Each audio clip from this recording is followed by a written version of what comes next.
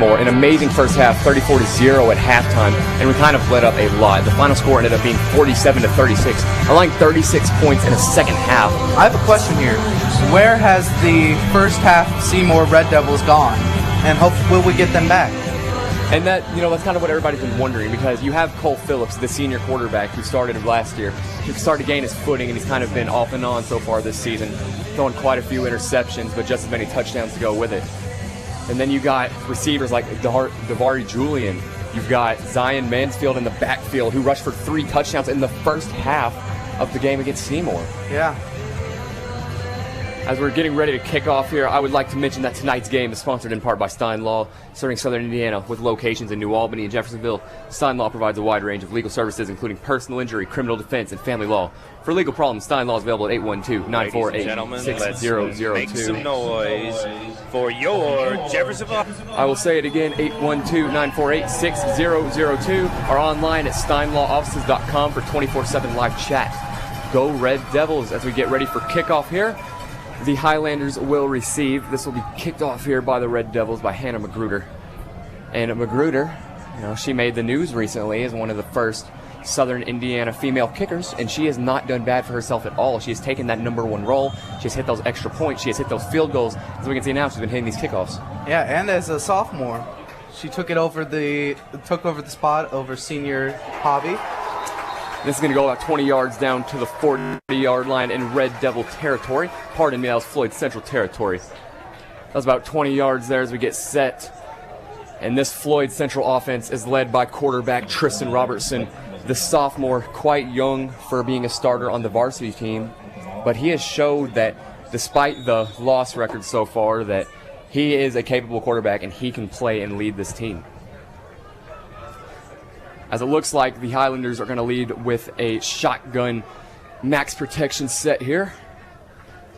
Red Devils look to get started early, and it is almost a botched snap, and it'll be a loss. It'll be a sack for about 3 yards loss on Floyd. Oh, pardon me, that was not 3 yards. That was more around 7 yards. That was a bad loss, but great play by the quarterback to reach up for that snap, because that could have been a lot worse play. Yeah, we have seen quite a few Red Devil turnover and to bring it back for a touchdown, and you don't want to lose the Red Devils in that backfield, because once they get it, they can go as far as they want with it. And like you said, excellent play by the young sophomore Robertson to get that back there.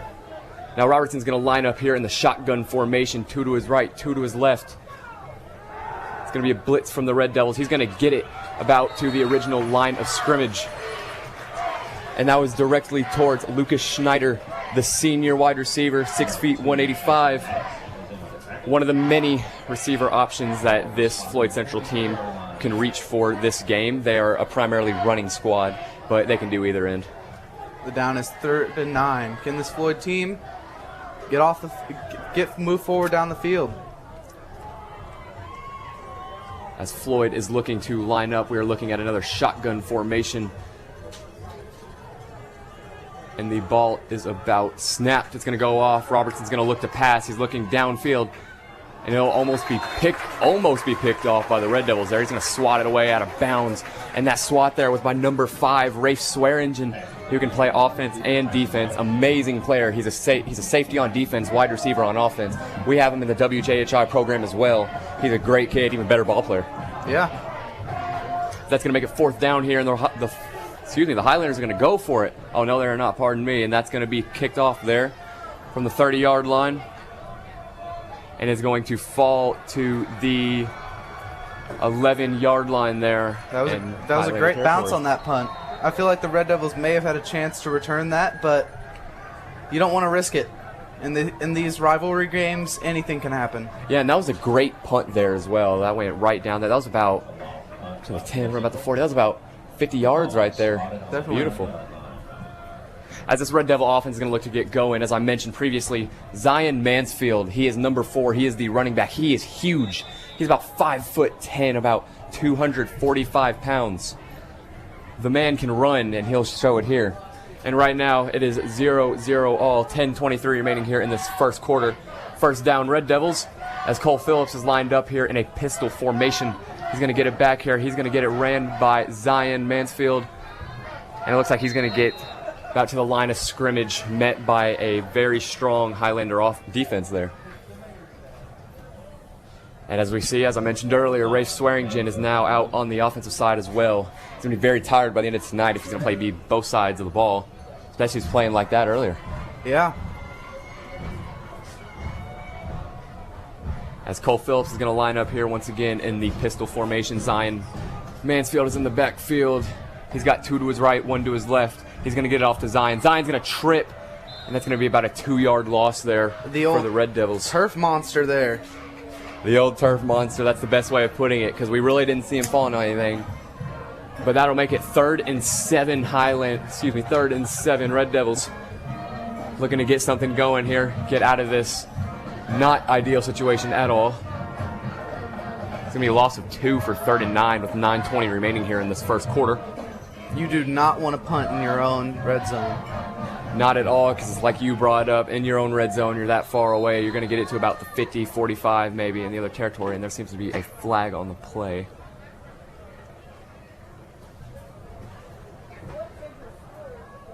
We may be looking here on the Red Devils. That's going to take them back a few yards. This is not looking good here. Just a mini miscommunication there by the offense. They should have got out there faster. Yeah, and those are rookie mistakes you don't want to make. Delay of game, that's something you learn, right when you start to play football.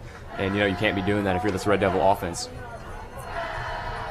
So it looks like there's going to be shotgun formation here with Cole Phillips in the background. He's going to look to pass in his own end zone, and his pass will be swatted by number 53 for the Highlanders, Chandler Clark, the offensive lineman. What a feeling that's got to be. That was actually a good play for Cole to get that ball out, because it could have been scary there. He was close to getting a safety there. Yeah, and that's nothing you ever want to see. I believe we got a safety in that very first game against Seymour. And, we were plenty excited, but I'm sure that Seymour bench did not feel that at all. As we are looking to punt it here for the Red Devils in our own end zone, the Highlanders got a man at the 40-yard line. That is Jackson Farley, and it will not get to him. That's going to get about to the 35-yard line in Red Devil territory. As you brought up, you did not want to be back there, and look where we are now. Yeah. Let's see if this Floyd Central team can move the ball. Yeah, and this Floyd Central squad, we've been bringing it up plenty. They are currently 0-4. This is their first Hoosier Hills Conference matchup. They faced 2 Louisville teams their first 2 weeks. They faced Mail and DuPont Manual. They got, obliterated, to be fair. Mail, one of the best teams in the state of Kentucky. Same with DuPont Manual, especially in the Louisville area. You got to expect that in top 20, out of top 25 Kentucky teams. As the Highlanders here in Robertson are going to be in the maximum protection shotgun formation. He's going to hand it off here to number 1, Mitchell Bernardi. He's going to get a first down here. It's going to be about to the 24-yard line. And it's currently 0-all, 8:25 remaining here in this first quarter. That will make it 1st and 10.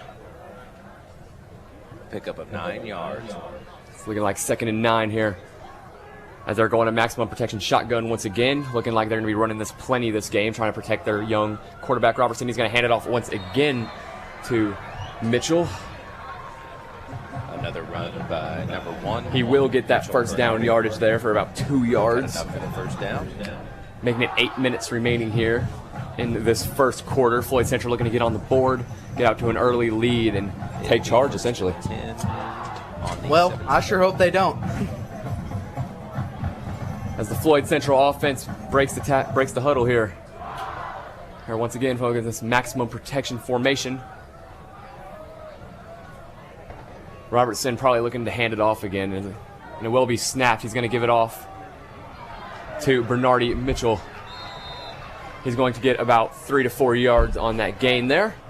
It's going to get to about the 13-yard line in Red Devil territory. That's going to make it 2nd and 7 with 7:30 remaining here in this first quarter. Another run by number 1, Mitchell Bernardi. As I've mentioned earlier, this Floyd Central offense relies very heavily on this run game, as we've seen. Mitchell Bernardi, Jackson Farley are all great options. Farley, a primary wide receiver, but he can play either. Plays defensive back as well. We got some very versatile players on this Floyd Central squad, and they're looking to show it off here, get their first win of the year against our Red Devils. As the Highlanders have yet to break the huddle, this Red Devil defense needs a stop here undoubtedly. It is 2nd and 4 with 7:16 remaining here in this first quarter. And Nate, what are you looking at so far? Are we looking at, hopefully not another blowout against B&L like we had previously? I hope not, because this Red Devil team, at least in that first half of the Seymour game, they were sort of in that they were sort of in a bend don't break attitude, because there were many points that Seymour Owls team made it down to the red zone, but they found a way to turn it over or pick it off. And let's hope that this Red Devils team can repeat that success of that first half. And the turnover battle as well has been very prominent for the Red Devils this year. Cole Phillips has had about 2 or 3 interceptions in these past 3 games. And that's normal. You're a young guy, you're playing QB on a varsity high school team, especially a Hoosier Hills Conference team. How can you not like that? But the turnover battle here has been detrimental for the Red Devils. They've had quite a few fumbles, but they've also returned quite a few things. They've gotten interceptions, they've recovered fumbles, they've done everything on the defensive side. But from what we're seeing here, they're not really holding up to their name. I guess we'll see it once whatever we see this drive ending with. As the Floyd Central offense is momentarily about to break their huddle, we're going to keep running with sophomore Tristan Robertson lined up at the QB slot position. They're going maximum protection once again. Most likely looking to hand it off to Mitchell Bernardi. And it will be. He's going to take it quite a few yards. And going to go down at the 2 or 3 yard line for a gain of about 6 or 7 there. And this is not looking good for this Red Devil defense. Not at all. As we're approaching 6:53 remaining here in this first quarter. And of course, this Red Devils team is definitely used to this Floyd Central team running the ball down on them. Yeah, and this Floyd Central squad's at the 3 yard line on a 1st and goal. Maximum security once again, protecting Robertson at all costs like they need to do. Ooh. And it will be another botched snap. And the Red Devils are going to recover. Let's there. Go. The recovery down there by number 28, Evan Clayton, the senior. Picked up by Jeffersonville High School's number 73. We saw that botched snap on the first play, and it happened again, and the Red Devils finally capitalized on it and got the ball. Yes, and that was an amazing recovery there, too. It was a bad snap. We saw that. Went right over the head of Robertson. As you mentioned earlier, he was able to keep it on that kickoff. Right there, though, he could not hold on to that. He got pushed over there by a Red Devil lineman. I wasn't quite sure who it was. But then you saw the Red Devils pick it up there. As Cole Phillips is lined up here in an empty backfield looking to pass. He's going to get it off. It's going to be to Davari Julian, and it is going to be a big gain there, about 20 yards from the 35 to the 45, and what a pass there from Phillips. That was a great pass. 23. And Davari Julian has played excellent so far this season. He has had a touchdown in each of the 3 games except last week versus Mount Vernon. But he has been ridiculous. He's had a 29-yard touchdown. He's had quite a few 20-plus yard receptions. He needs to be doubled at all times on the field, but nobody seems to catch on to that. It's going to be snapped here. Cole Phillips is going to run a screen here for Julian. Julian's going to get a few yards here, about 3. And that's going to make it about 2nd and 8 with 6:04 remaining here in this first quarter as the Red Devil offense looks to take the lead. Get the first score of this game. They really do need it, as we saw almost kind of botching on the other end there. As Rafe Swearingen, the wide receiver, is coming in for number 7, Alex Zabel, the senior. 6'1" senior. He's played excellent for this Red Devil squad over the years. We're certainly going to miss him after this graduating year. And Rafe Swearingen, who just came in, is a former Highlander. He played for this football team. He played safety, he played defensive back, he played receiver. He's more of a tight end body, but he's extremely quick. He can run. He knows what to do on that receiving end, and what he does, it makes plays. Yeah. Kid can ball. As this Red Devil offense is about to break the huddle, we are approaching 5:58 here remaining in this first quarter. 2nd and 7 is what we are looking at And from a few sources, sophomore quarterback Nick Schindler is looking to get a few snaps in this game in replacement of Cole Phillips in that quarterback position. I guess we'll see. From that, I know Coach Parker, and if Cole Phillips somehow manages to not have the turnovers that he's had, he'll stick with Cole Phillips. But if he continues to have those turnovers, we may be looking at a new Red Devil quarterback. The thing is with Phillips, he is an excellent quarterback. He's got the deep arm. He's got the deep pass. He can do, let's be honest, virtually anything on the field. He had a 2-yard rushing touchdown last week against Mount Vernon. He can do what he can do. These turnovers, they're not ideal. You do not want them. But I believe he's kind of the perfect quarterback for this Red Devil offense. He knows what he's doing. He's very intelligible on football. He's very intelligible in the position. And what he does is unmatched on the field to anybody else. And him, Nick Schindler, being under Cole Phillips, that's one of the best things you can get. As the Red Devil offense is going to come out here in a shotgun formation. It's going to be snapped. It's going to be handed off to Jared Tyson, who will get about 3 yards on that possession. That'll make it 3rd and 5 about with 5:35 remaining here in this first quarter. 5 yards to go till this first down. Jared Tyson For this Red Devil offense looking to score. As we've mentioned, the Floyd Central defense is going to try their hardest, but they have had a struggling time against every opponent they have faced so far.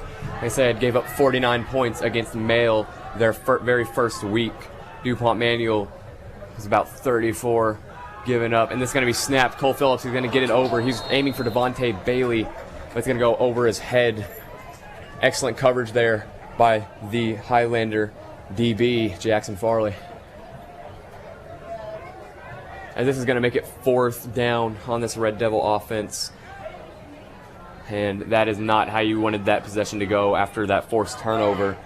And you had quite a great pass to Davari Julian, who, let's face it, has been unstoppable so far. Hasn't gone back to him since and didn't get to him. As it looks like we're going to go punting here. It's going to be all for the Red Devils from the 43-yard line. And it is going to be a touchback for the Highlanders. Highlanders looking to get things going. They got something going last drive against this Red Devil offense, but a botched snap there led to the turnover, and the Red Devils tried to get it down, but couldn't quite get there. As Tristan Robertson, the sophomore for this Highlander offense, is going to look to make his name here and solidify his starting spot, which he is currently competing with against number 11 junior Cody Bibelhausen. 20-yard line. And I'll say, even though that Red Devil drive did not end in points, we saw some hope in there. Yes, that was an excellent drive there by the Red Devils. You kind of got hooked up there when you tried to run with Jared Tyson. Zion Mansfield did not take the field at all, actually. He wasn't in the backfield at all, and he couldn't get anything going there. As this was going to be snapped by the Highlanders back to number 1, Mitchell Bernardi. He has been the favorite target for Robertson so far. Hasn't been really looking to pass at all. But if the running game is working, if it's not broke, don't fix it. Definitely. In high school football, there's definitely some coaches out there that will just run the same play over and over again if they have the players to execute. And Robertson is lining up in the backfield here. He is in a maximum security shotgun formation. It's going to be handed off once again to Mitchell Bernardi, and he's going to be brought down at about a 1-yard gain. That tackle there for the Red Devils by number 23, Davari Julian. 12, Vance Boyd. The ball was carried by number 1, Mitchell Bernardi. Vance Boyd is almost the spearhead of that Red Devil defense. Managed to bring him down there. We're approaching about 3:55 remaining here in this first quarter.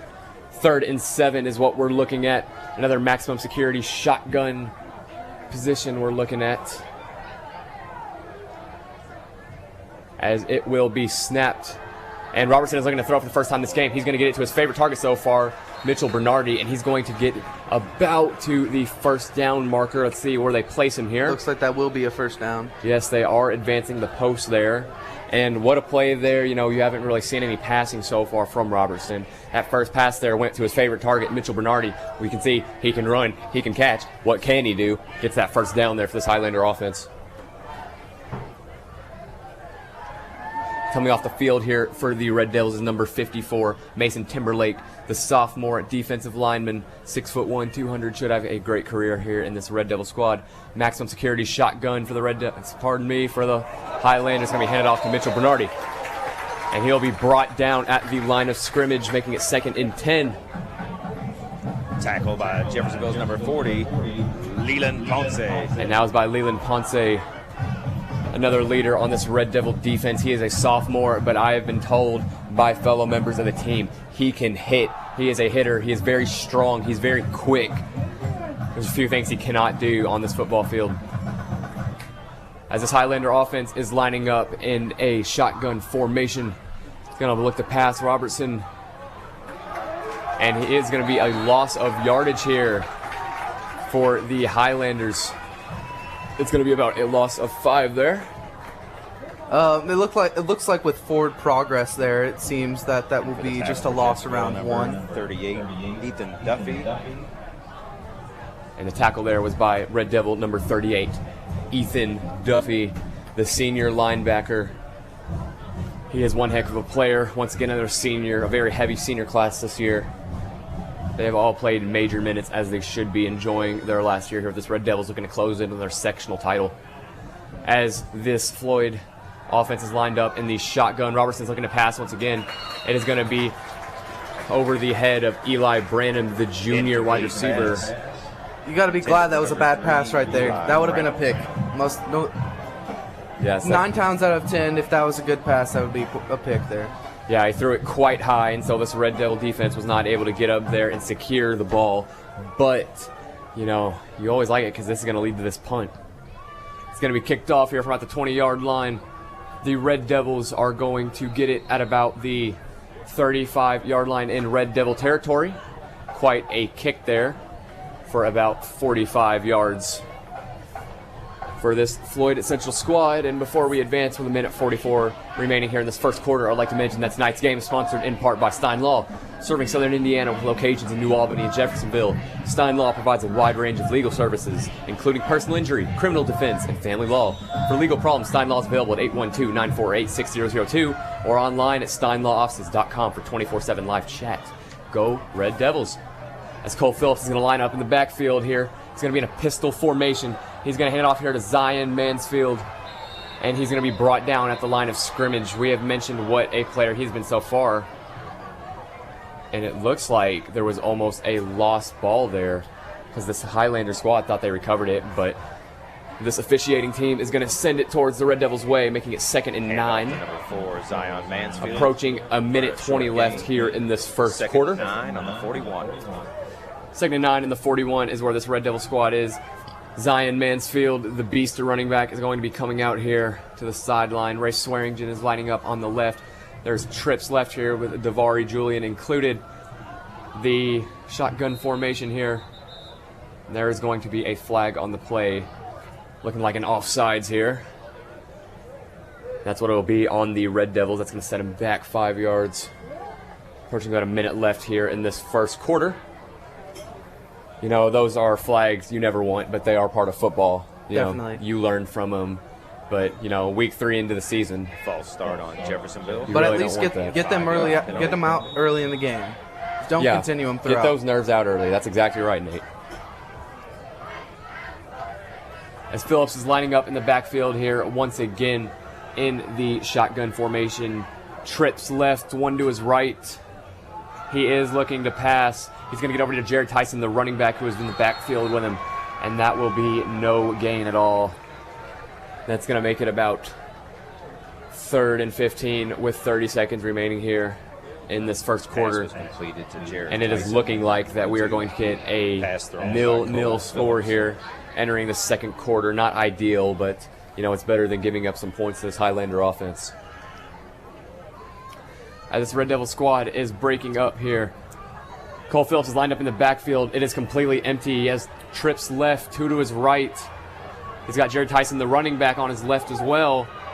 And he is going to be brought down there by the Highlanders. And what a sack there by number 10, Garen Jenkins, who is the part running back also a linebacker. We saw those linebacker talents there split that Red Devil offensive line, which has been quite well so far this season. Hasn't allowed many sacks and hasn't allowed to get to Cole Phillips that often, but that's going to make it 4th and 27 at the end of the first quarter. 0-0 is your score at this end of the quarter. And Nate, so how we feeling so far? I want some points, but Yeah. I'm glad that we haven't given up any points. Yeah, and what you said, you do want points and you want an exciting game.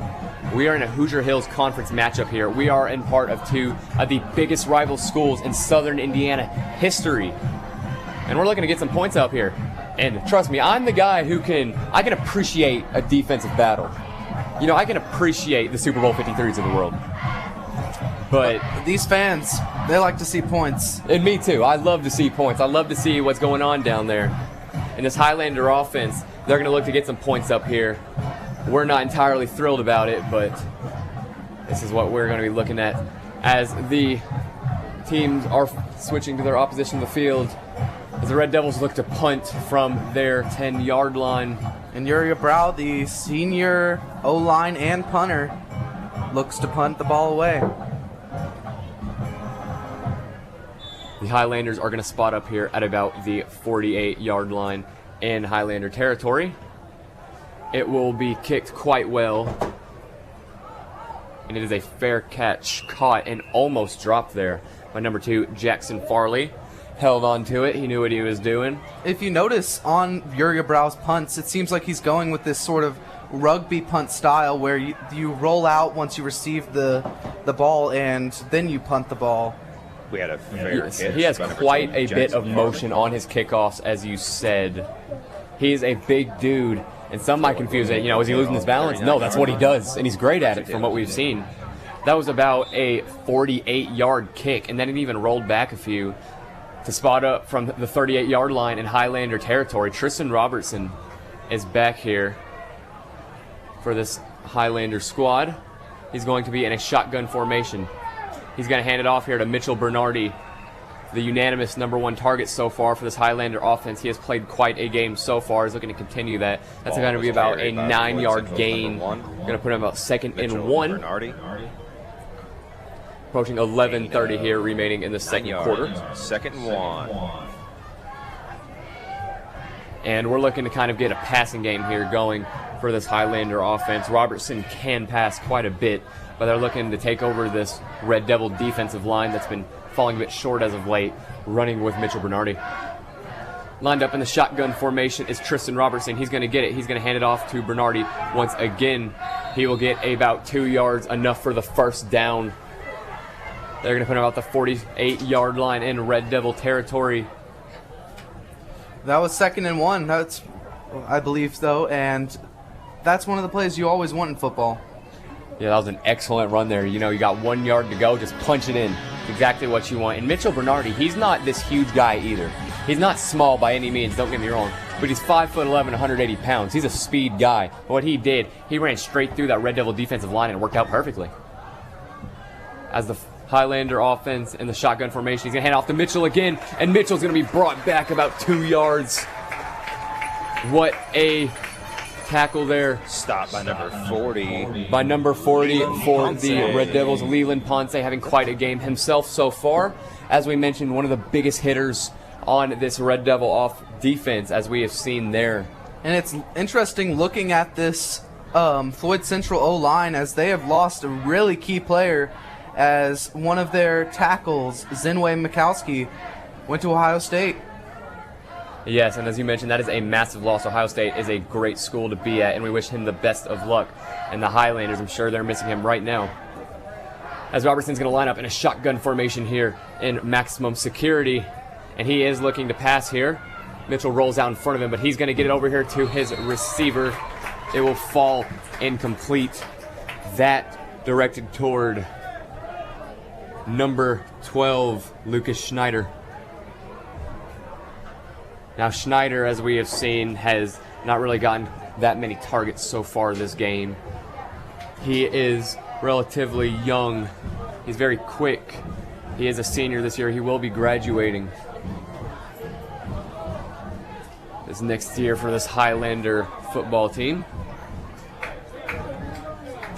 As this Floyd Central squad looks to get it going here with 9:50 remaining here in this first quarter. It'll be 3rd and 13 on the 49-yard line in Floyd Central territory. Looking to get it over the halfway mark here. Tristan Robertson's going to take the snap. He's going to look to do a QB draw, and he's going to be hit and brought down at about the 48-yard line into Red Devil territory. Not enough for a first down. Floyd Central's number 6. That was some power there by the quarterback. It would obviously be tough for him to gain the first down there, but that was good effort. Yes, and as you mentioned, that's going to bring up 4th down, make that 4th and 13 as the Red Devils look to get the first points of the game here. And this will be kicked off here by this Highlander squad. They're looking to get some things rolling here on the defensive side, maybe force a turnover.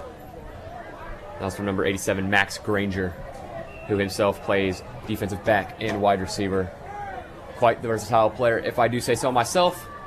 And that is going to soar over into Red Devil territory at about what looks like the 22-yard line. As the Red Devils look to get something going here with 9 minutes remaining here in this second quarter. What do you predict on this drive? I'm predicting score. You know, we're obviously hoping for a score, and I do have a feeling Cole Phillips is going to get into his rhythm. But we are looking at a formation here that is not running Cole Phillips. This is Nick Schindler in the sophomore for this Red Devils offense. He is quite the player. And it's going to be handed off to Zion Mansfield. It's going to get up to about the 33-yard line in Red Devil territory. That's going to make it about 2nd and 7. By number 4. This is a big story here with Schindler out here. Yes, Nick Schindler is the sophomore. He is very young. He started last year on this junior varsity squad. And what he did there was quite impressive, if I do say so myself. And what he's done, he's played this varsity team, and he has been really good. He threw a touchdown in that first game against Seymour in the second quarter. And bringing him in the second quarter, who knows, maybe they're looking for another touchdown. As they're going to be lined up here in the shotgun formation. It's going to be snapped here, and it's going to be handed off to Jared Tyson, the running back for the Red Devils. And he's going to get it up here to about the 39-yard line, making it about 3rd and 2. As this Floyd Central defense looks to get this final stop, kick it off, and get themselves down the field and into scoring position. But this Red Devil squad is trying to go against that grain. It's 3rd and 1. All they need is to punch it in like that Floyd Central squad did earlier. As they're going to be running a pistol formation here with Schindler in the backfield. He has 2 to his right, 2 to his left, and there's going to be an offsides here on the Highlanders. And now it's just a little bit too jumpy there. We kind of all saw him jumping forward, and I guess he just barely crossed that line of scrimmage. And the Red Devils, it seems, they are moving back. But there was a false start there. Jeffersonville, a false start. That'll be a 5-yard penalty. That will be a false start on Jeffersonville. This is going to bring it back to a 3rd and 7. That is not good at all. Well, now we get to see Nick Schindler pass if they choose to. Which I would find it hard to believe that they don't on a 3rd and 7 with this, let's face it, pretty lackluster Floyd Central secondary here. And they will do that. But there will be no reception there. That was directed towards number 2 for the Red Devils, Tyson Maddox, a senior as well. Has had quite the career here at Jeffersonville High. He has played quite well this season so far as the kickoff team seems to come out here for this Red Devil squad. And that was a drop there, but also he wasn't given that much help because the ball was thrown a little bit behind him there. As Jackson Farley is lining up here on about the 36-yard line in Floyd Central territory to try to score for the first time this game, and this will be kicked off by the Red Devils. What a kick that is. He's going to try to take it from the 30, and he will get past one defender, one past 2, and he is eventually going to be brought down by number 15 for this Red Devil squad, Jake Kokola.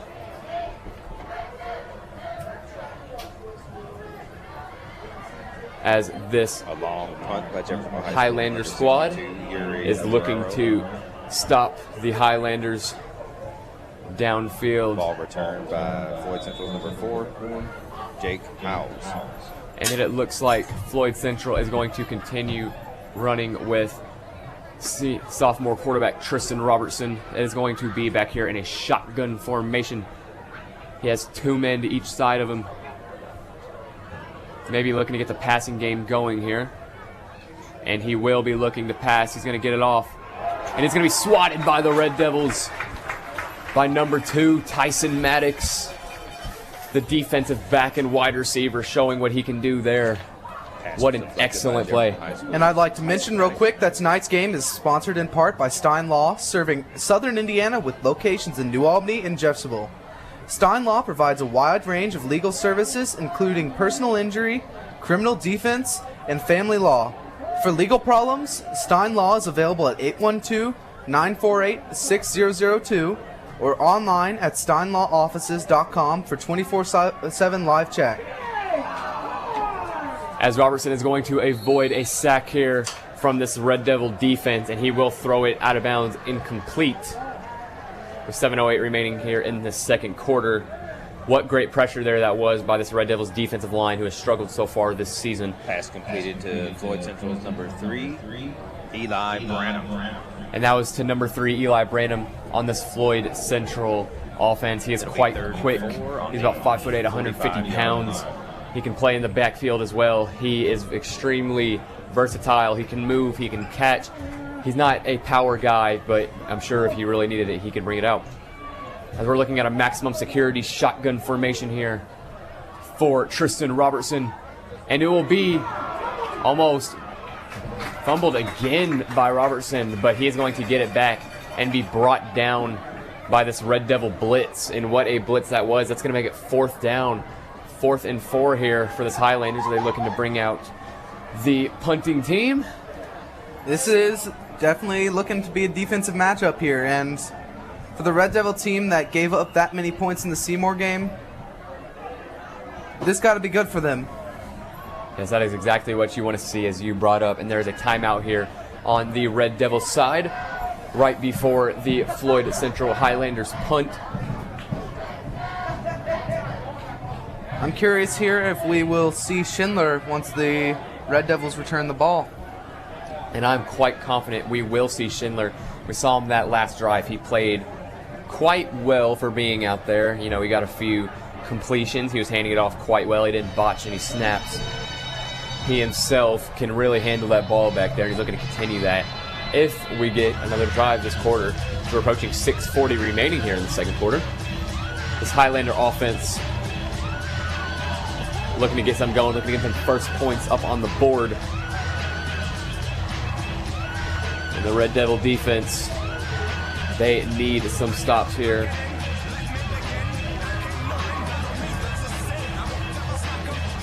As this Highlanders team is about to punt it off with the punting team on the field.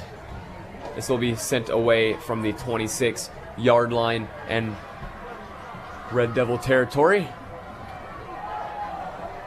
As it goes off, it's going to be recovered here by Tyson Maddox, and he's going to get quite the return here, bring it all the way back to the 40-yard line, provide a return of 18 yards, and that's exactly what you want to see, especially from Maddox there. He's a great return man, he's a great receiver, he's a great back, he can do it all. And what we just saw there, he might be best on the return team. The ball will be spotted on the 39-yard line.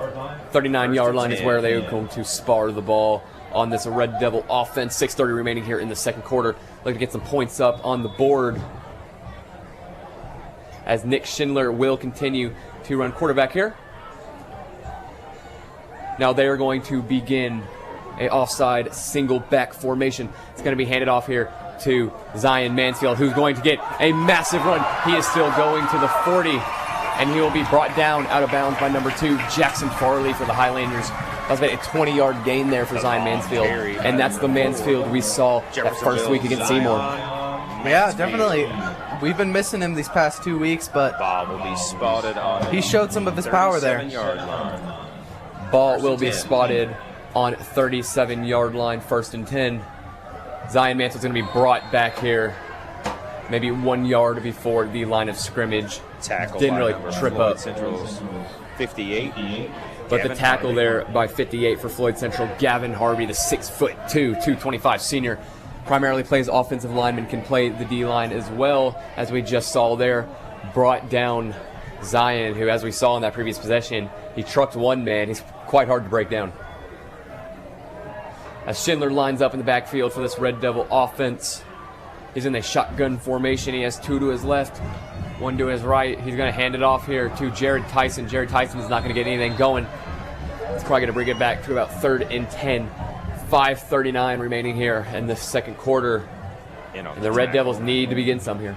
It's number 10, Garen Jenkins. Garen Jenkins brings down Jared Tyson there for the Highlander defense. The senior has played quite well this season in his entire career for the Highlanders. And if this was NFL football right here, we'd be preaching that we're already in field goal position, but this is high school football here. And Schindler is going to attempt to get over the middle, but to number 11, Brandon Curl for the Red Devils, the sophomore. He has played quite a prominent role in this receiving core. He's 6'1", 155. He's very speedy. He's got hands, but as we saw there, kind of a little bit over the head. It went really right through his hands. You know, that's just a dart.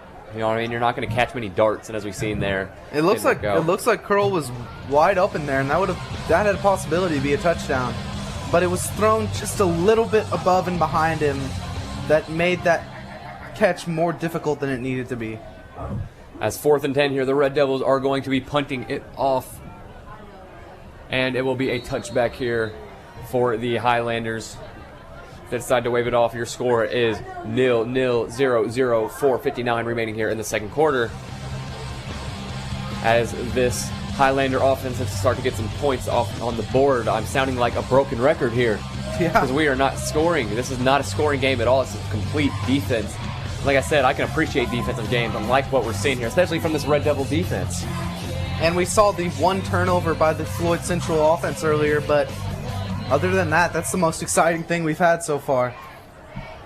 As Robertson is going to line up in the backfield here in a maximum security shotgun formation. Could possibly be looking for Mitchell Bernardi once again, his primary running back, which he's actually going to hand it off to Eli Branham this time. Primarily a wide receiver, can play running back as well, as we just saw there. He is not going to get a gain, might be brought back by about 2. And you noticed before that snap, the Red Devil defense was already anticipating that run there, and you could see them starting to gang up towards the right side to rush in there and get the quick stop, and that's what they did. And Rafe Swearingen with the tackle there for the Red Devils, the former Highlander, as we brought up earlier. That must have felt good. I'm sure he appreciates every one last person on this Highlander squad, but, you know, it's always good to get your rival. As Robertson's going to line up in the backfield here in a shotgun formation. It'll be snapped here. He is looking to pass, looking to get some big yards here. And he's going to be incomplete. He'll be on the ground there. And that was another high snap that he had to get there, but definitely better than the other ones. Yeah, and he managed to escape a few Red Devil defensive linemen. It will be 3rd. And that was directed towards number 17, Jordan Fonda, for this Floyd Central offense, the junior, 6'1", 135, very quick as we saw there. He broke through that Red Devil secondary, but the pass was a bit low and did not work out there. We're approaching 3rd and 15 with 4 minutes remaining here in the second quarter. The shotgun formation is what the Highlanders are going to run in. He's going to get the snap. Robertson looking to pass once again. He's going to get it over. It's going to be a big gain here for the Floyd Central offense. That was to number 3, Eli Branham, down to the 45-yard line in Highlander territory. That's going to be a gain of about 35, 40 yards there. Yeah, you don't want to give up a 3rd and 15. Not at all. And, you know, giving up 35 yards, you know, that's obviously going to bring you to a first down. That coverage there was just, it seemed like it was zone coverage there and was just a little bit behind him, and the corner was looking at the ball and not the receiver he was covering. Robertson lines up in another shotgun formation here for this Highlander offense. 2 men on each side of him.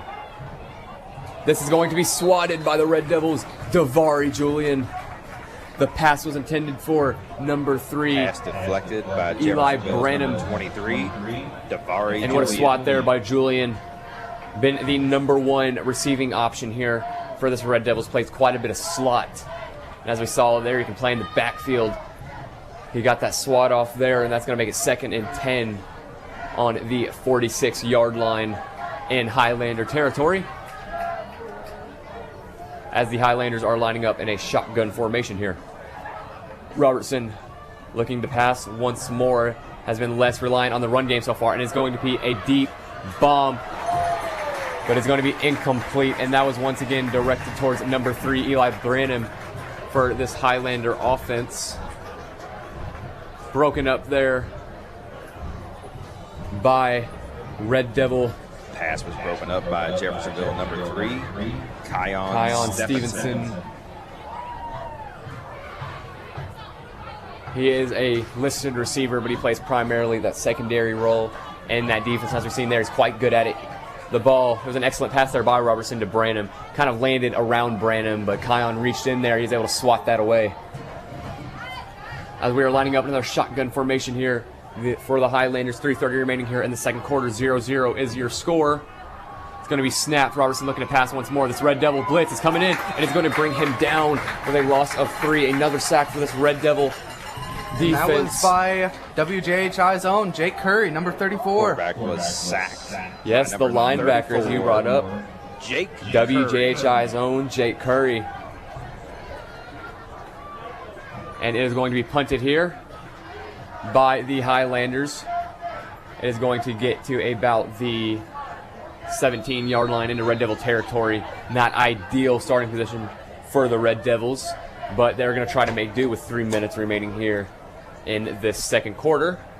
Before we move on, I would like to mention that during halftime today, I will be interviewing Coach Struck, wrestling Coach Struck, for WJHI here during halftime. Make sure you tune into that, as the Red Devils are looking to break this huddle here and get something going on this offensive end, which they have had the formations they have been able to run, but they are not looking ideal as we are entering into another shotgun formation here. It's going to be handed off to Jared Tyson. Tyson's going to be tough to bring down. He's going to be about 3 or 4 yards. That's a very tough 3 or 4 yards. I would also like to mention that at halftime we will be honoring the 2011 Girls Basketball State Championship team at half. And that'll be handled by this Red Devil squad, as that is going to make it about a 2nd and 7 here for the Red Devils. 2:38 remaining here in the second quarter. Looks like teams are going to break off the field. They're heading back out. Hopefully get a chance to catch up on the scoreboard. 0-0 is still your score. Yet to have anything so far in this game. It looks like we had an injured player there for the Red Devils. That was the running back, 22, Jared Tyson, as both squads took their knees and came together to hope that Tyson is fine, and he is walking. He is to the bench. He hopes to be fine. We hope he's fine. And we got Schindler still out here. I'm curious to see the scheme that they have, if Cole Phillips will be back in the game. As you mentioned, Schindler still out there. They're going to bring out Zion Mansfield in the shotgun formation right next to him. And it's going to be an excellent pass to Davari Julian. As I mentioned earlier, the Red Devils' top receiver, and that is going to be about a 28 to 30-yard pass into Highlander territory. That was a great pass there by Nick Schindler, but got to give credit to the receiver there. He was wide open and gave Schindler a good target to throw to. Yes, Julian is insanely quick, and he knows how to break off his man. And he is a very spectacular catcher as well. He can locate the ball. He can jump up and find it no matter where it is, and he most of the time will go down with it, as we see him there. He had to kind of turn there at the last moment, and it did just land square in his hands. Like you said, what a pass from Schindler. Aiming in the shotgun formation here. Zion Mantle's in the backfield. He's going to take off. Schindler's going to be looking to pass. And this is going to be directed towards number 42 for the Red Devils, Rajon Laird, the freshman, getting varsity minutes. You love to see it. Completed by number 10, Nick Schindler. He is 6'3", 185 pounds. He is a big man. especially at his age. And if he wants to stay on this Red Devil squad, well, he's already on this varsity team. What more can he do? As the Highlanders look to stop this Red Devil offense from advancing any farther down the field. 1:59 remaining here in your second quarter. Going to be snapped in the shotgun formation. Schindler's going to look to pass once again. And it was completed there to Brandon Curl, but we will have a flag on the play. It's a slowdown.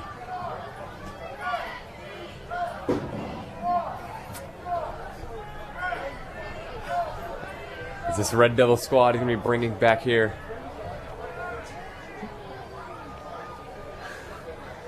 And it looks all the way to about the 38-yard line back in Red Devil territory, and that is not what you want. But coming off the field here for this Red Devil offense is 42, the freshman Rajon Laird. As we mentioned, quite the player he's been so far this game.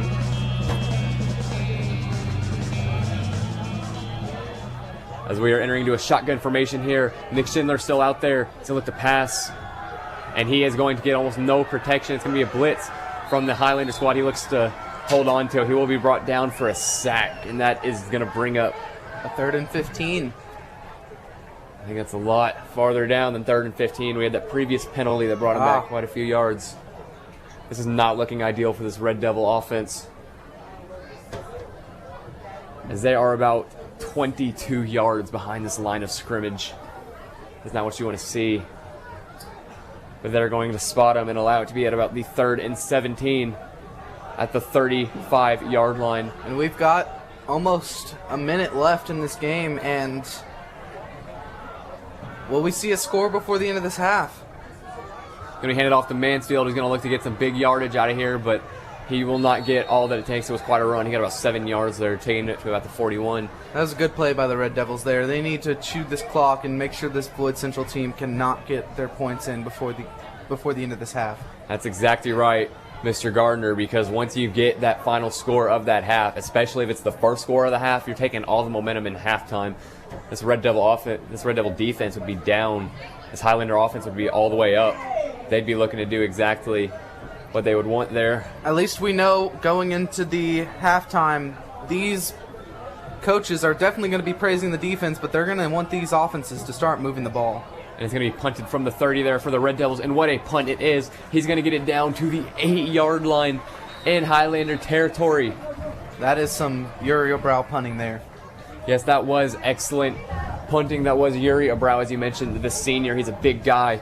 You mentioned earlier he almost has that rugby little run-up that he has when he kicks it off. Good punt by... And to be starting, the starting punter and also starting on the O-line, that's a big deal.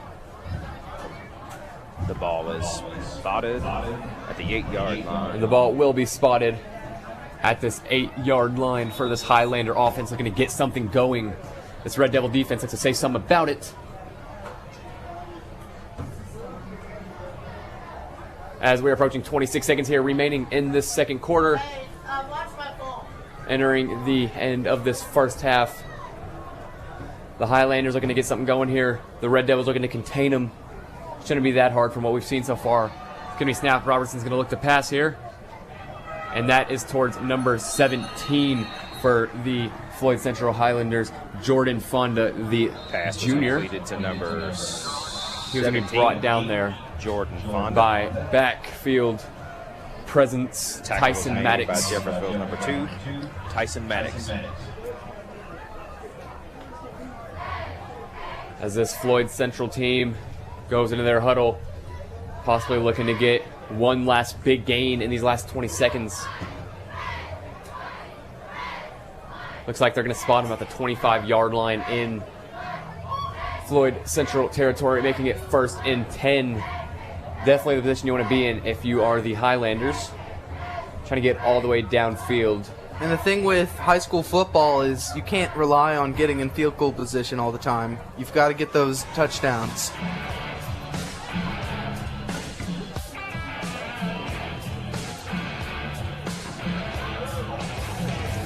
And Jared Tyson, the Red Devil running back, still on the bench here. Now fellow back Zion Mansfield with him. talking with him. He seems fine. He's standing on his own. He looks hopefully be back in by the second half. But right now we're going to go back to this action as the Highlander offense is going to be led out once again by Tristan Robertson, looking to close this half on a bang. It's going to be in a shotgun formation. Looks like the Red Devil team is lined up in a 4-3 formation. As the snap is going to go back here. Bernardi. Robertson is going to get about a 1-yard gain there. Almost got sacked. Was very close. And for the Red Devils, that was number 97, Chance Jackson. Evan Clayton for the stop. That was Evan Clayton there, number 28. Yes, the linebacker, as he brought up, Evan Clayton. He's a senior as well. He has very high crossover with this wrestling team. But this will bring it to the end of the first half. Your score, 0-0. Nobody. And we're looking for quite a game here, I'd say. Yeah, this is a really exciting score we got right here. These teams... What? You're looking at...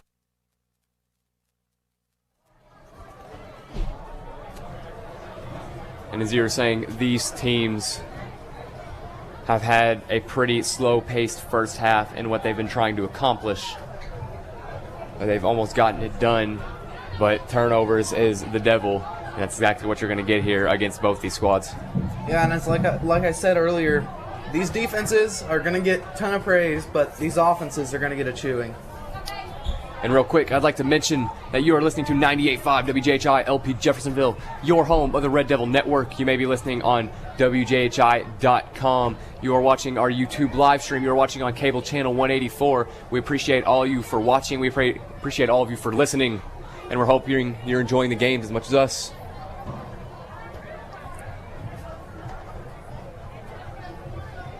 As this Red Devil team so far, as we've mentioned, the score still standing at a 0 on both sides of the ball, and it's kind of what we were expecting.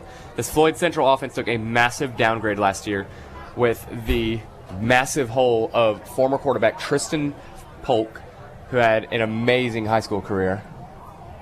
And right here we have the Jeffersonville High School Band, directed by Adam Miller.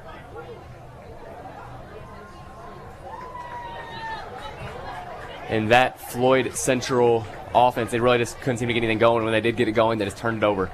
That's not what you want to see at all. And it was the same for the Red Devil squad. And we're hoping to change that here in the second half.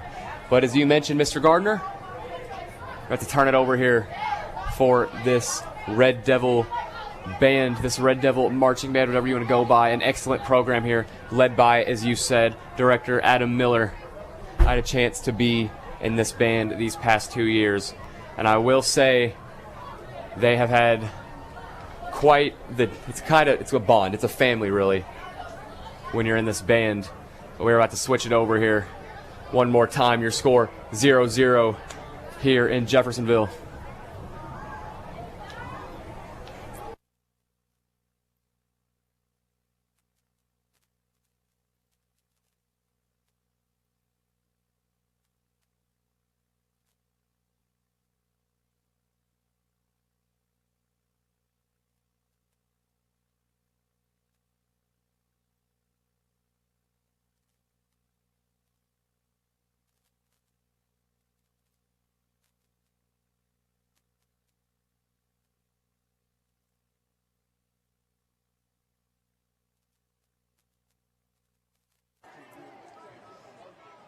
Ladies and gentlemen, if you'll please direct your attention to the 50-yard line as we recognize our 2011 girls basketball state champions.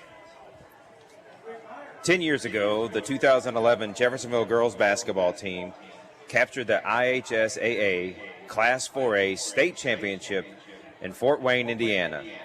The Red Devils beat Penn High School 43-29 for the program's first state finals title. They ended the season with a 28-2 record, including the Hoosier Hills Championship. This team and individuals set over a combined 35 records that season. It's no surprise that this team won the school's only state championship in girls basketball. If it was easy to be a champion, everyone would be one. Much like in life, Our team sacrificed individual goals for the success of the team. I couldn't be more proud of the young ladies for their accomplishments on the court, as well as what they have accomplished in their adult lives. That was by Coach Gilbert. Let's give a big round of applause before we announce our champions.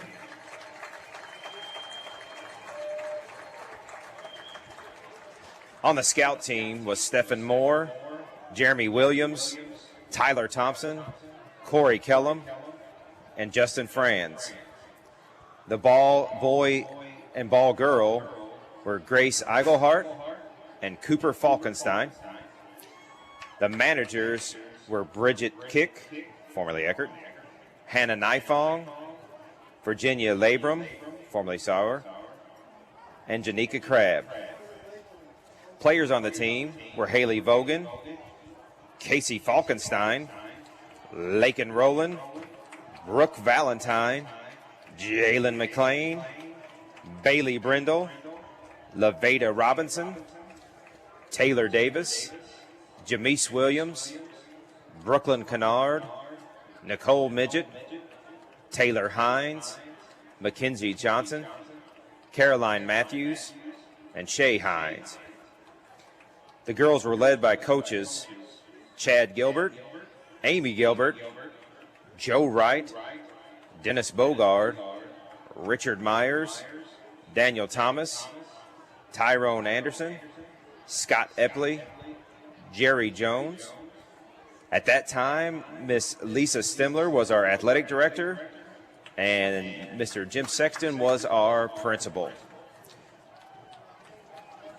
Let's give a big round of applause for our 2011 Girls Class 4A State Champions.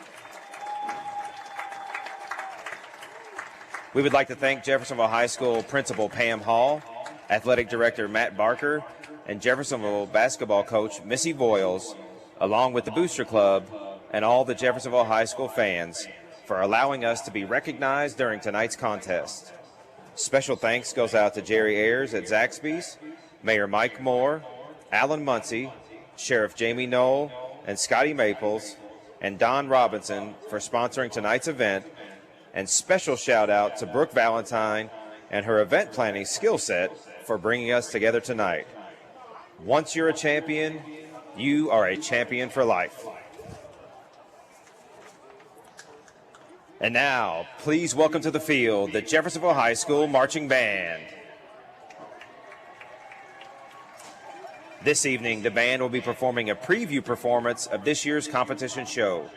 This year's production is titled Knock Welcome Knock. back, ladies and gentlemen, to 98.5 WJHI LP Jeffersonville, your home of the Red Devil Network. I am Blake Beams, and today I am joined by wrestling coach Danny Struck.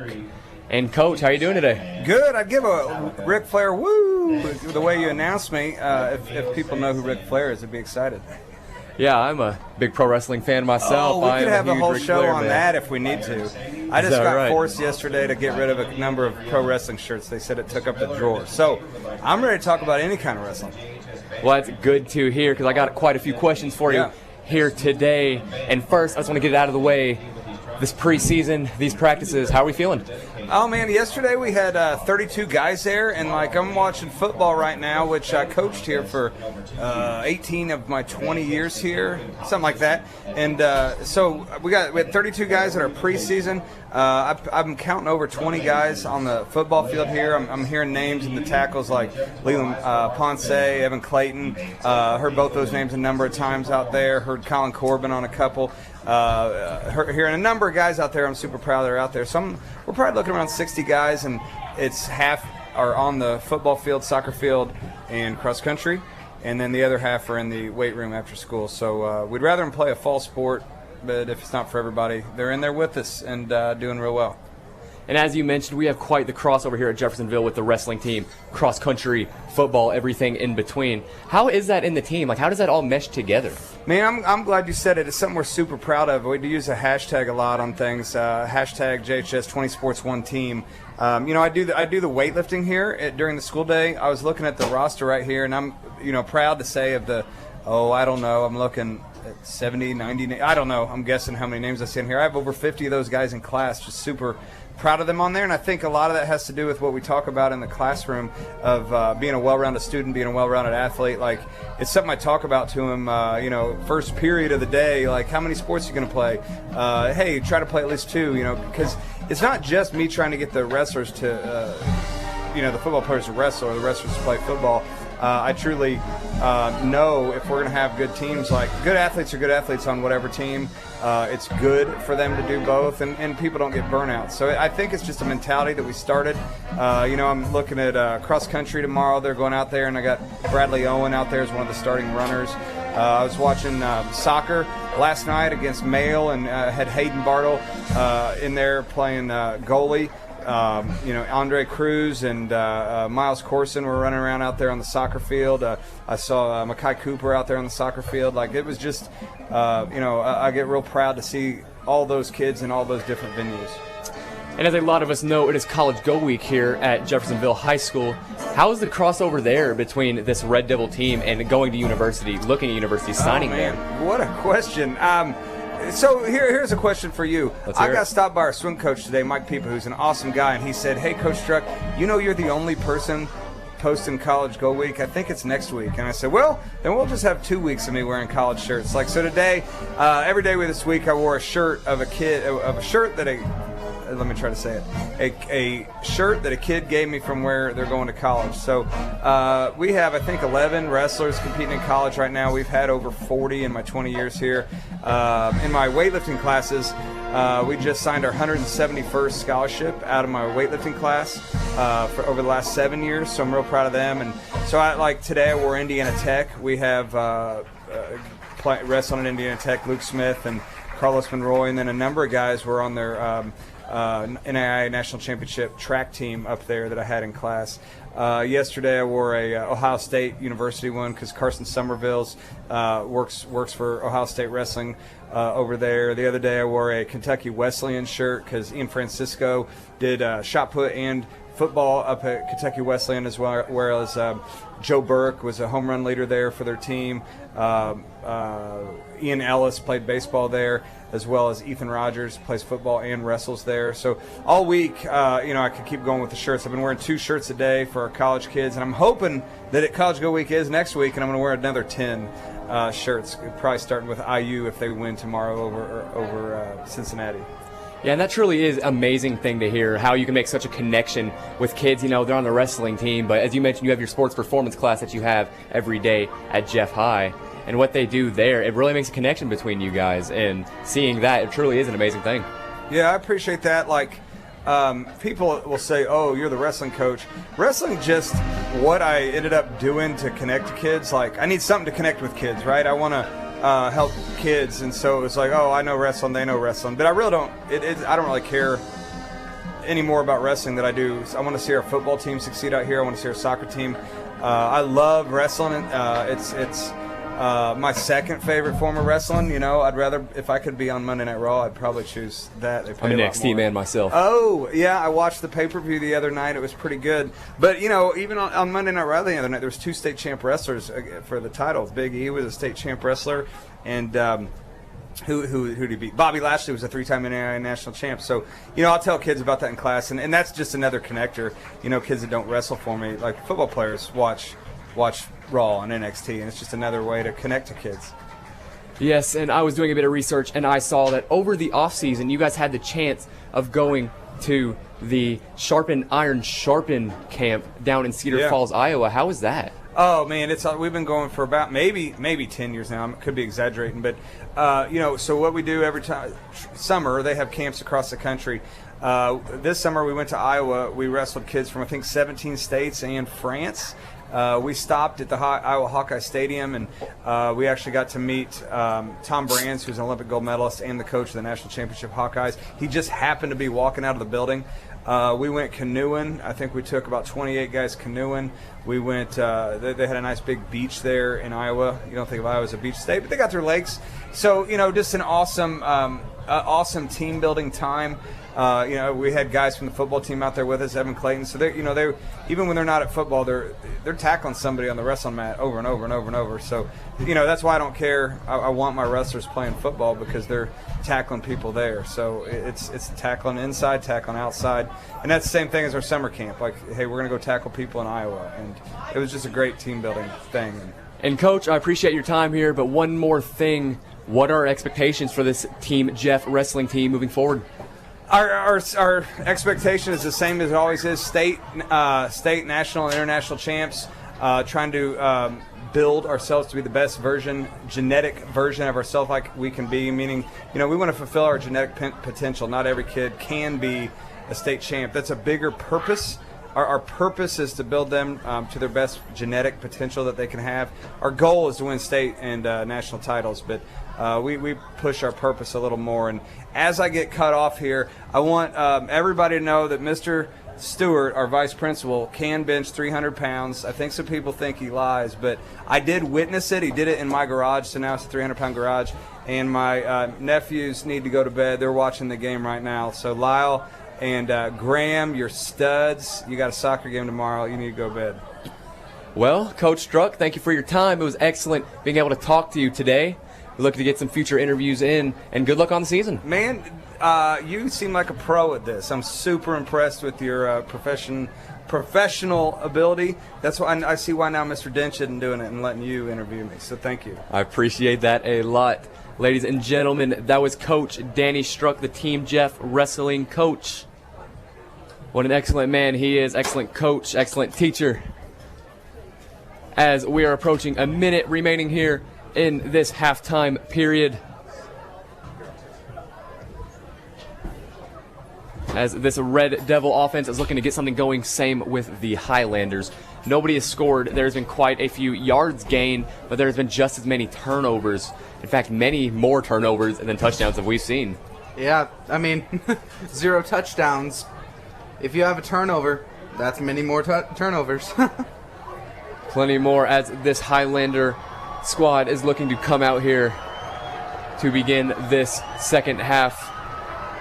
Red Devils momentarily about to come out as well. And before we continue one more time, I'd like to mention that you are listening to 98.5 WJHI LP Jeffersonville, home of the Red Devil Network. You could be watching on YouTube, Cable 184, our radio station 98.5, WJHI.com, all our options. And one more time, I'd like to mention that tonight's game is sponsored in part by Stein Law, serving Southern Indiana with locations in New Albany and Jeffersonville. Stein Law provides a wide range of local services, including personal injury, criminal defense, and family law. For legal problems, Stein Law is available at 812-948-6002 or online at steinlawoffices.com for 24/7 live chat. Go Red Devils. As this Red Devil squad comes out on the field here, 3.5 minutes remaining here in this halftime period. And Mr. Gardner, we didn't see much this first half as we brought up quite a bit. Are we looking at a higher scoring second half?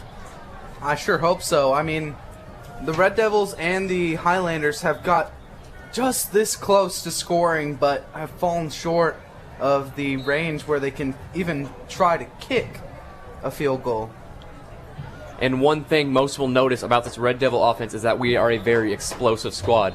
Zion Mansfield is the primary example of that, as you remember, at the game we called 3 touchdowns against Seymour, all 3 in the first quarter. It was quite ridiculous what he did that game. He's very explosive. Jared Tyson had himself a game. And the passing game hasn't been very prominent here, though. And I'm curious, will they stay with the younger guy and Nick Schindler, or will they stick with the 4-year veteran? If you remember, Phillips only really started his quarterback journey last year on this varsity team. Yeah, and he in the beginning of the season, he started at around 2nd or 3rd string quarterback, but made his way up due to some crucial Red Devil injuries. As Nick Schindler is warming up here on the sideline for the Red Devils, it's looking like he will take the field. Not entirely confirmed yet because he is throwing with senior quarterback Cole Phillips. Now, I know Cole. Cole is a great guy, and he's always looking to make other people better. So what he's doing here, I'm sure, is completely fine with him getting the younger Nick Schindler better. It's getting him better because this is what, he's great at. He's great at teaching the younger people. He's great at being the guy when they need him. I mean, Cole, he loves this Red Devils team, and while he knows he much rather would be out there playing the quarterback position, if he can help the team in any way, then that's definitely good enough for him. And that is very true. We're entering about a minute 20 here remaining in this halftime period. As we look to enter the third quarter, a few key takeaways. Turnovers for Floyd Central have been very, very out of hand. You do not need those high snaps. Those have gone over the head of Robertson. He's bobbed a few and they've kind of fell to the ground. That's not what you want. I wonder if we will see a center change in this half. That's very possible. And for the Red Devils, possibly looking to run it a bit more with Zion Mansfield, hoping that Jared Tyson is okay to go for the second half. He went down with about 5 minutes remaining there in that second quarter, and he seemed to walk off fairly well. He was standing by himself a moment ago on the trainer's bench. This Red Devil squad is getting their final training in. Approaching 30 seconds here remaining in this halftime period. 0-0 is your score. And, for both teams, you're going to look for, even a field goal. You want a touchdown, you want a field goal. We almost had safety earlier. We were very close to a safety in that Red Devil territory earlier. That would not have been ideal at all. But right now, 0-0 at half. Nobody has momentum. Nobody's going anywhere.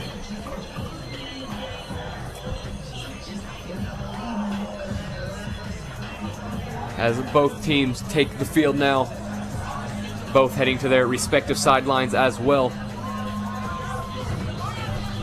And I believe that the Floyd Central Highlanders will be receiving this ball, will be kicking off this ball as the Red Devils kicked it off to start the game.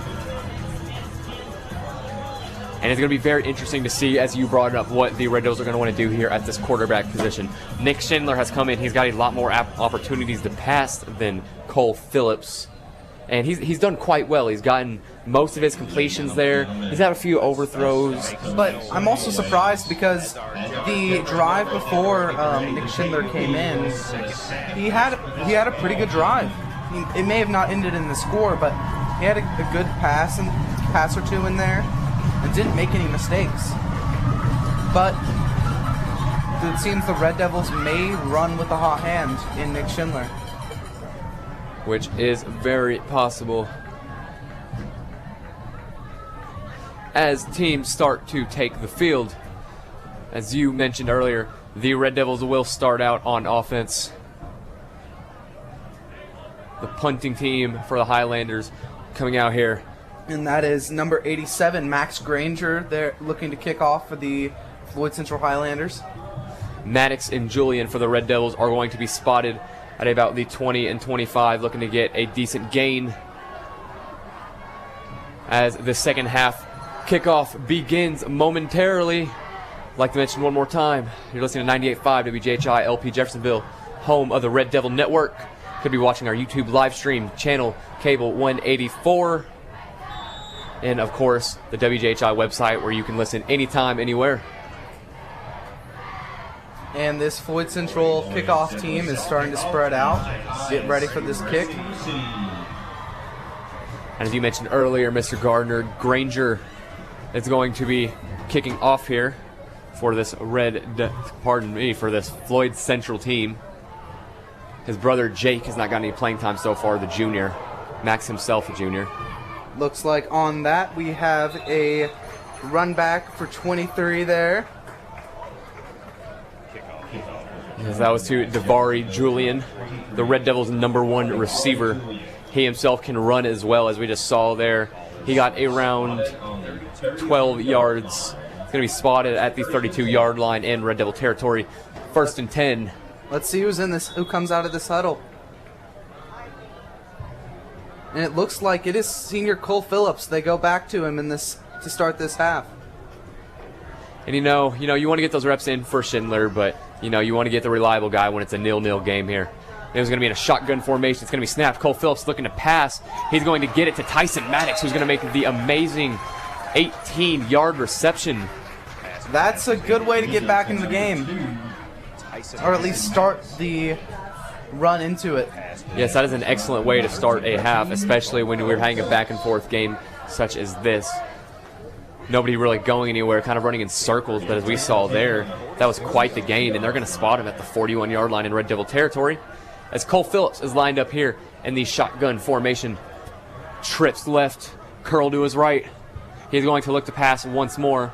He's going to get it off here to Tyson Maddox once again. It will be another first down. That was a nice connection there. Cole Phillips is moving the ball down and passing it. And this Red Devils passing game, it can be firing, but we typically see this Red Devils running game be their main focus. Yeah, and I guess we saw Phillips get kind of a bit of a breather there throughout that second quarter. He's coming out the second half, guns blazing. He's doing anything he can. He's 2 for 2 so far as he enters into another shotgun formation. Nobody to his right, as Zion Mansfield's looking to block in the back for him, but he will be brought down and sacked for about 4 yards, making it 2nd and 14. It looks like that was by Jacoby Walker there, number 68 for the Floyd Central Highlanders. Yes, the senior. He can play offensive line and defensive line, as we saw there. Managed to break through that Red Devil offensive line, bring down Phillips. He kind of did a little roundabout there to get him from the back, and he was able to bring him down. 2nd and 16 is where we're looking with 10:50 remaining here in this third quarter. 49-yard line in Highlander territory is where we're going to start. Cole Phillips in the shotgun formation with Zion Mansfield. Going to be snapped back, and Zion's going to get himself quite a gain of about 6. So that's going to bring him back to the line of scrimmage after that previous sack for a loss of 6. That was a good run there. That was quite the run, as you said.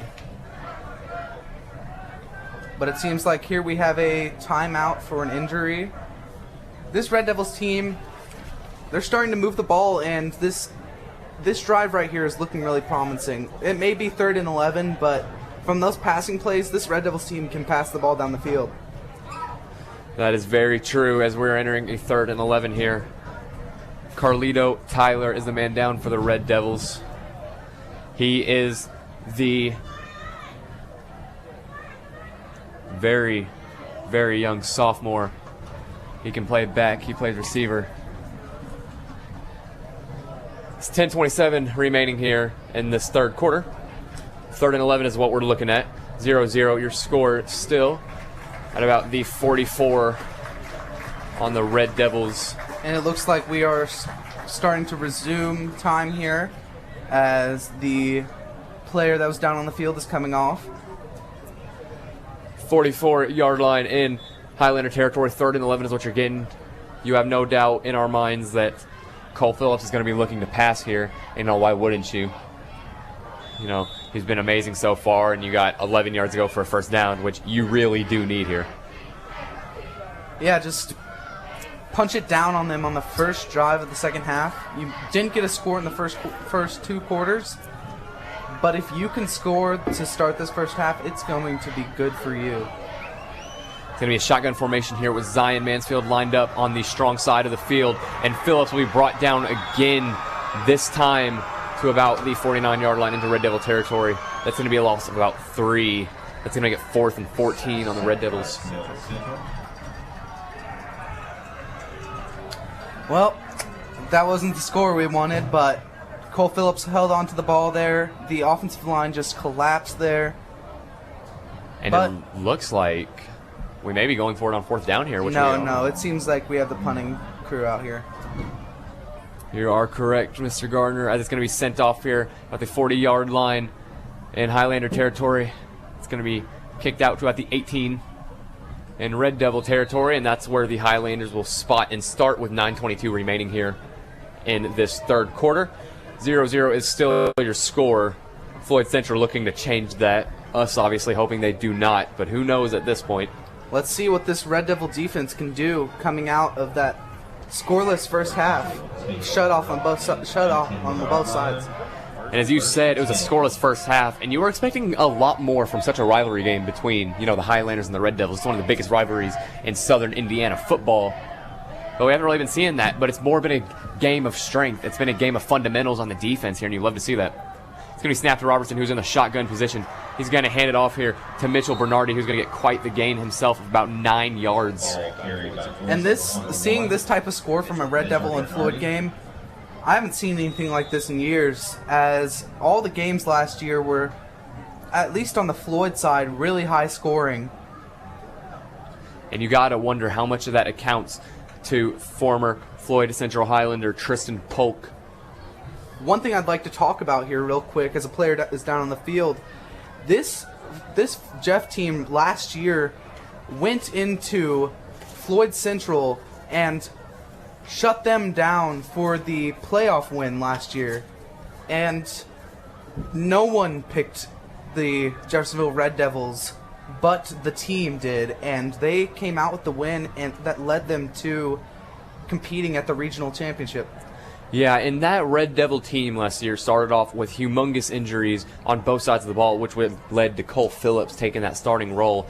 Got out to a bit shaky, losing record most of the season, and as you entered, like you mentioned, that conference play in that tournament, they managed to take the sectional title, defeating, like you said, Floyd Central. Yeah, and the 2 games that Jeff played against Floyd Central in the regular season, they were ugly for the Red Devils, and somehow, some way, this Red Devils team decided they want to play, and they did. As you mentioned, they were a bit ugly. We went 1-2 against this Highlander squad last year, but you know what? We won when it counted. Yeah, that's the thing with Indiana high school football, as wins do not necessarily pertain to your playoff success, because the regular season does not manipulate your playoff position or if you're in it at all. As this Floyd Central offense is looking to get something going here, sophomore Tristan Robertson is still the Highlander quarterback. He has had quite the passing game so far, especially to his number 1 target and running back, Mitchell Bernardi, who has himself quite a game, especially in the rushing. It's going to be a maximum protection shotgun for him here. And it's going to be passed. And Davari Julian is going to hit the ball out, and Tyson Maddox is going to take it in for a Red Devil touchdown, your first score of the game. That was a great play by the Red Devils there to just take the ball out of the quarterback's hands and come away with our first score of the game. And we'll finally be able to see our kicking crew come out here.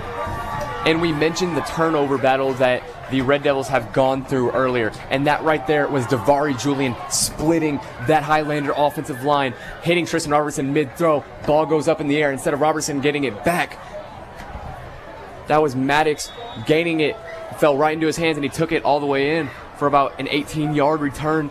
Pick 6. And here's Han Magruder to kick it off. Held down by Nick Schindler. Oh, bobbled snap. And it looks like that the Floyd team recovered that but could not advance. So we will be 6-0 with 8:44 to go in the third quarter. While we missed that opportunity to get extra points on the board, we got points on the board, Blake. Yeah, it's something we couldn't say so far, can we? Definitely. Yeah, 6-0 is their score now with 8:44 remaining here in this third quarter. First score of the game, and I'll say it again for anybody that missed it, that was Tyson Maddox, an 18-yard return, pick 6. After senior Davari Julian managed to knock it away there. That was a good fumble return there. And Julian, as I mentioned previously, he split that defense entirely, that O-line entirely. He managed to bob the ball out of Robertson's hands, landing right into Maddox. That's exactly what you want to see. And now we will see number 9 out to kick again, Han Magruder, after that PAT attempt that went wrong.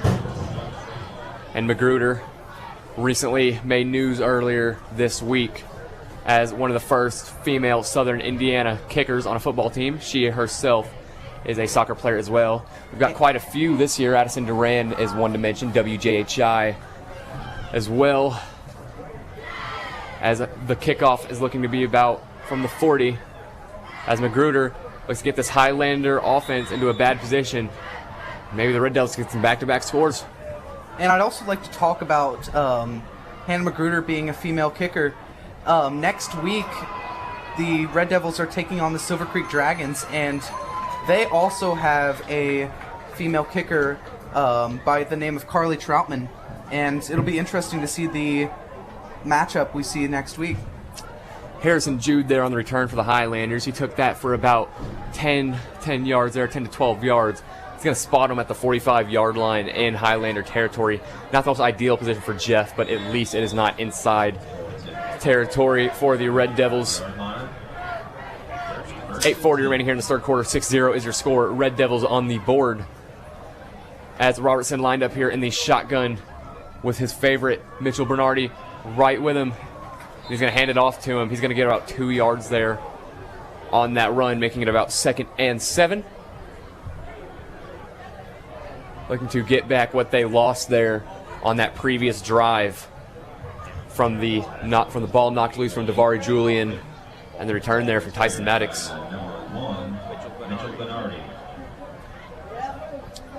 Now this Floyd Central offense is looking to get something going. 2nd and 7 is where the ball lies on the 45-yard line in Highlander territory. Robertson in the shotgun once more. 2 to his right, 1 to his left. He's going to hand it off here to Mitchell Bernardi. Going to get about the same yardage he just did. Spot that 3rd and 6 at about the 46-yard line in Highlander territory. Amazing run defense from the Red Devils that we've seen so far this quarter. Exactly what you want to see. That was good tackle by number 28, Evan Clayton, and helped by Leland Ponce. And Clayton and Ponce, both JHS wrestling team members, as I just had that interview with Coach Struck. He's very impressed with the two. They've both played amazing on this football squad and on Team Just Wrestling. So Robertson is down in the shotgun formation here. He's going to get the snap. He's going to get over to number 17 for the Highlanders, Jordan Fonda, the big man, 6'1". That guy, he's big. And that's going to advance it to the first down there for the Highlanders, finally looking to get something going on this offensive end. We're approaching about 7 minutes remaining here in this third quarter. 1st and 10 on the Jeffersonville 44 is where the ball lies. Robertson, quarterback for the Highlanders, looking to finally get on the scoreboard and not bobble it at the end like they did the previous drive. Back in the shotgun, you have trips to his right. He's going to look to pass. And that was intended for number 12, Lucas Schneider, but broken up by multiple Red Devil defenders. Primarily by Jeffersonville senior Caden Gales, number 21. That could have been another turnover by this Floyd team, and it is crazy to see a Floyd team which has, for many, many years, had a dominance in this conference, and will we finally see the rise of other teams? In the pistol formation, Robertson's going to look to get a screen here, and this is a big gain there. That was to number 87, Max Granger. Not only the punt returner, as we saw a receiver there, that was a screen, and he got about 28 yards there. That was a massive gain there, an amazing gain for the Highlanders. That's exactly what they need. Advancing it to 1st and 10, 23 yards remaining. And they're now in what you would say for high school field goal position. But, of course, this Floyd Central team would like to score a touchdown and potentially take the lead. As the shotgun formation by Robertson is snapped, he had trips left, but he's going to hand it off to Mitchell Bernardi instead, and he is going to push himself forward about 8 yards. What just a run there. He made contact at about 2 yards in, and then these Floyd Central O-linemen all gathered and huddled, and they started pushing him forward. That's exactly what you want to see from a team like the Highlanders. You know, you got to protect your quarterback, but once you hand it off, protect your running back. Get him forward. Get him down that field. As the Highlanders are looking about a 2nd and 3 with 5:50 remaining here in this third quarter. 6-0 is your score. Red Devils leading shotgun formation. The Highlanders are in. He has trips left. Robertson, he's going to hand it off. But there is a timeout on the field. That was a pretty close one there. For the Red Devils. Now Coach Parker, as we see, is not too happy with this Red Devil squad and what they just allowed. And that screen there, that is exactly what you want to be if you are the Highlanders. And, you know, that's just not, it's not being lazy on the Red Devils' part because they saw him. It was just excellent blocking there. And that screen, that might be the deciding play of not only this quarter, quite possibly this entire game. And the Red Devil team, as we've said before, on that previous drive of the Floyd Central Highlanders, they picked up that fumble and took it in the end zone for the first score of the game. And now the Floyd Central Highlanders are in prime score position for another score. As both teams yet to break their huddle.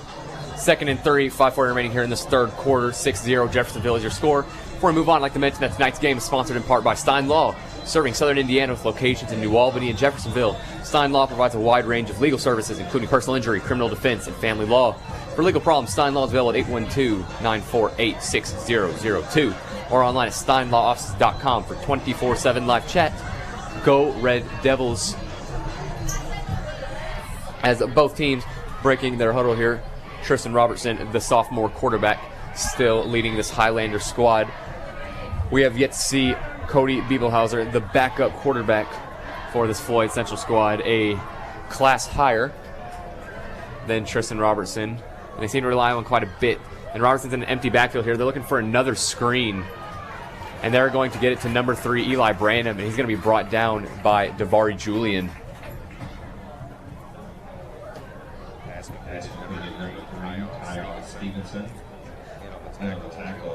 Kion Stevenson was the one that was able to track him down on that screen, get him down, make it about 3rd and 4, get about 2 yards on that play. 5 minutes and 10 seconds remaining here in this third quarter. Let's see if this Red Devil defense can have this bend don't break attitude. The Floyd Central Highlanders have moved the ball down into the red zone and are looking to score. As you mentioned, they are looking to score. They are about the 23-yard line in Red Devil territory. And Robertson is going to get the snap here. He was in a shotgun formation. He's going to hand it over to Mitchell Bernardi, who is going to get quite the gain and the first down. About 12 yards to go for the Highlanders' first score in this game and the first offensive touchdown we will have seen if they manage to complete it here. Leon Ponce with the tackle there was able to bring him down a little too late than what we would like. But this is where stars come out. You need a stop here. You know, you're at the 11-yard line and you want to stop. You need a stop. You do not want them to get this first offensive score of the game. And Tristan Robertson's going to line up here in a pistol formation with his man Mitchell Bernardi behind him. He has trips to his right, one to his left. He's going to hand it off to Bernardi once again, and he will go nowhere. He's going to be brought down about the line of scrimmage. Once again, remaining at the 11-yard line in Red Devil territory. 2nd and 10 is where we're looking at, approaching about 3:50 remaining here in this third quarter. Evan Clayton was able to bring down Bernardi there. We've been hearing this name Evan Clayton a lot. And hopefully he can make more plays for this Red Devils team. Yes, the senior for the Red Devils. He's been here through thick and thin, as we mentioned earlier. He's on the wrestling team. He's quite engaged with the team, no matter who it is, no matter where it is, he's there.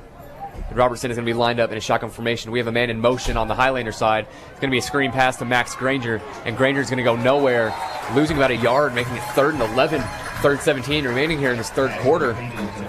We're going to spot it about the 12-yard line in Red Devil territory. And that was great wrap-up by the strong safety Davari Julian out there.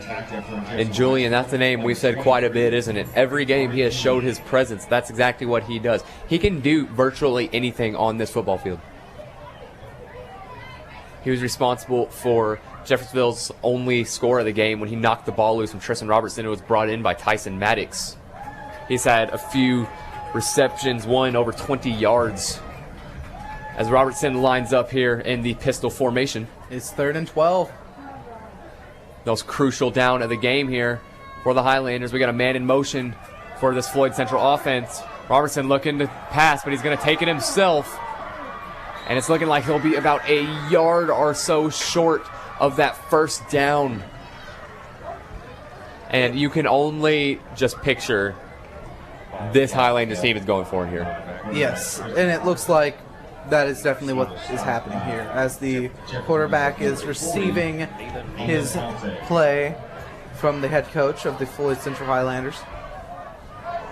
Yeah, Robertson, he has had, especially that play right there, that was his first real running play of the game when he wasn't escaping blitz coverage. He managed to get about 9 yards there. He's going to make it 4th and 2 with 1:50 remaining here in this third quarter. The Highlanders are going to get their first score of the game, 4th and 2. They will be going for it. Definitely looking to go for a touchdown, but it looks like a timeout by the Floyd Central Highlanders. And this makes you think, are they reconsidering going for it on 4th down here? I know it doesn't seem like it because of how... They may just be not so sure about the play that they had called and just want more time to reconvene for the exact personnel they want for this. That is very true, but then you look at the scoreboard and you see it's only 6-0. And after all, while it's highly unlikely, they could get the first down without getting the touchdown. Yeah, it's very possible. The first down marker spotted at the 2-yard line. This Highlander squad is, spotted at the 3. So, as you said, yes, the first down marker is still in reach, even though it really doesn't seem like it. Looking to make it 1st and goal on this 4th down. More than likely looking to score. And while this timeout gives the Floyd Central Highlanders more time to consider their play, it gives this Red Devils defense that struggled on this drive some time to calm themselves down and hopefully get the stop here in the red zone. And this Red Devil backfield has been quite prominent throughout this game. As we mentioned, Davari Julian is back there. He's been everywhere for this Red Devil team. You've got Caden Gales, the senior. You got Ray Swearingen on both sides of the ball, but especially making his presence felt on the defensive side as the Highlanders are breaking their huddle here. And you're right, Tristan Robertson will be coming back out. As going for it on 4th and 2 is risky. It's almost the only thing you can do here. 6-0 is your score with 1:50 remaining. And the pistol formation. Robertson has nobody to his right. Looks like quite possibly a running here. Behind him is Mitchell Bernardi, the main man who's been going to all night, but he is going to look to pass. This is up, and this is caught, and a touchdown for number 3, Eli Branham. Floyd Central, their first score of the game and the first offensive score of the game. And that was tight coverage there by the Red Devils DBs, but that was an even better pass and catch by the Floyd Central Highlanders. That's the first thing that came to mind for me, Nate. That pass was exceptional. That pass was beautiful. It landed right in his arms. He was double teamed. Once again, that was Eli Branham. He nailed it. And that's going to make it 6-6 with 1:46 remaining here. And we see kicker Max Granger out here to kick again. And looks like he was not able to get it off. And it will stay 6-6. Tied game. Man, they're really wanting a defensive battle here. Yeah. That's all we're able to see. And as you mentioned, Nate, 6-all is your score with 1:46 remaining here in this third quarter. Red Devils looking to get their first offensive points of the game. As I mentioned earlier, they have that pick 6 from Tyson Maddox, put up in the air by Davari Julian, who has managed to put all the pressure on Tristan Robertson tonight. Playing in that backfield, he is very quick, he's very speedy, and we saw that there, he's able to get all the way back there.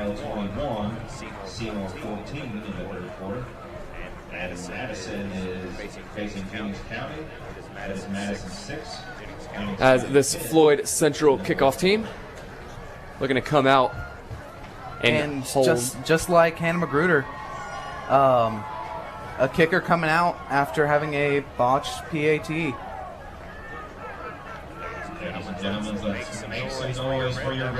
And Max Granger will be the kicker here for the Highlanders. In the back once again for the Red Devils is Davari Julian and Tyson Maddox. Both have had great game so far. Maddox had the excellent return off the kickoff earlier.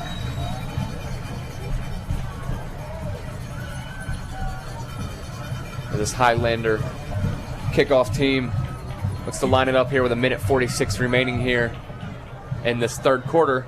6-all is your score. And we are about as a go as Max Granger sends it off. And it looks like that is number 23, Davari Julian. Has a nice run there of about 5 to 10 yards. Yeah, that little gain there, like you said, that was about around 5-10 yards, about 8 yards, I believe. They're going to give it to him. And that right there, you want to start there, especially if you're the Highlanders, but like the Red Devils, they can get down. They have a great offense. They have a great O-line. They will get this downfield. And as I expected, Cole Phillips is back in the huddle for this next drive for the Red Devils. The Red Devils break the huddle.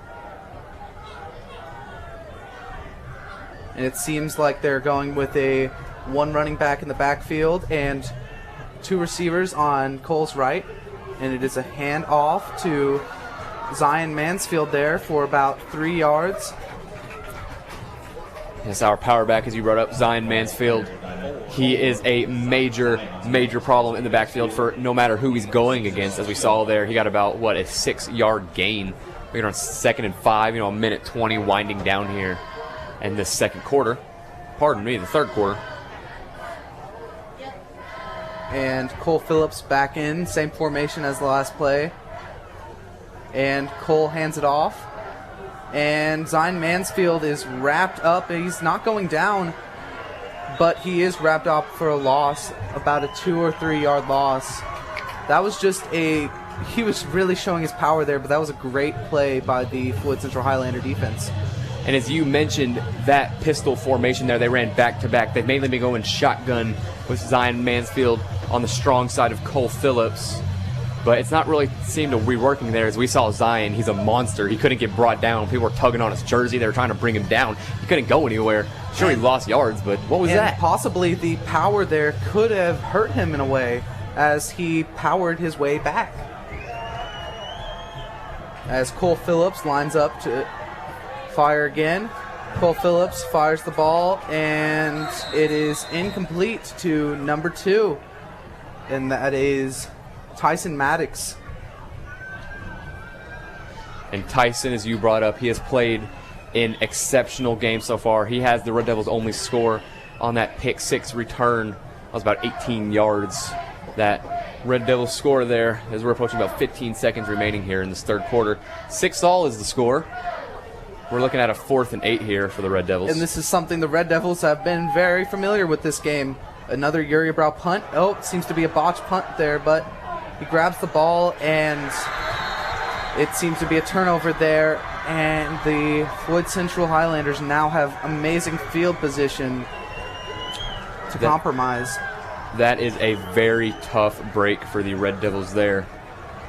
As you mentioned, Uriah Brow was not able to secure that ball quite well. It looked like he was already trying to lean into that kicking motion he does back there, and he botched it. He got it back, and he kind of just fell with it. But that was a good play for him, even after the botch snap. You really don't want to try to get hurt or make the loss worse, to just go down and cut your losses. And that is a designed quarterback run, it looks like, by number 6, the quarterback for the Floyd Central Highlanders, Tristan Robertson. Now, Robertson has had, I believe, 2 QB draws, including there. He had one earlier for about 9 yards to set him up in such great position on that 4th and 3, a few drives ago. They were able to get that score in, that touchdown. Was to Eli Brandon. It was about a 3-yard touchdown. He's a great receiver. It was an excellent pass there by Robertson, who's had an excellent game himself. We're looking to enter the huddle here for both teams. It's the end of the third quarter. Your score, 6-all. 2nd and 2. Highlander ball. We're going to have an excited fourth quarter here. even if that means your only score is going to be a safety or a field goal. Because from what we've seen here, Mr. Gardner, we have not seen an offensive showcase at all. I mean, the only offense we've seen is really from that Floyd Central Highlanders last drive, and let's hope for the Red Devils that they cannot bring that firepower that they had back for this next drive. And possibly we might be looking at overtime if this game keeps following the way it's been.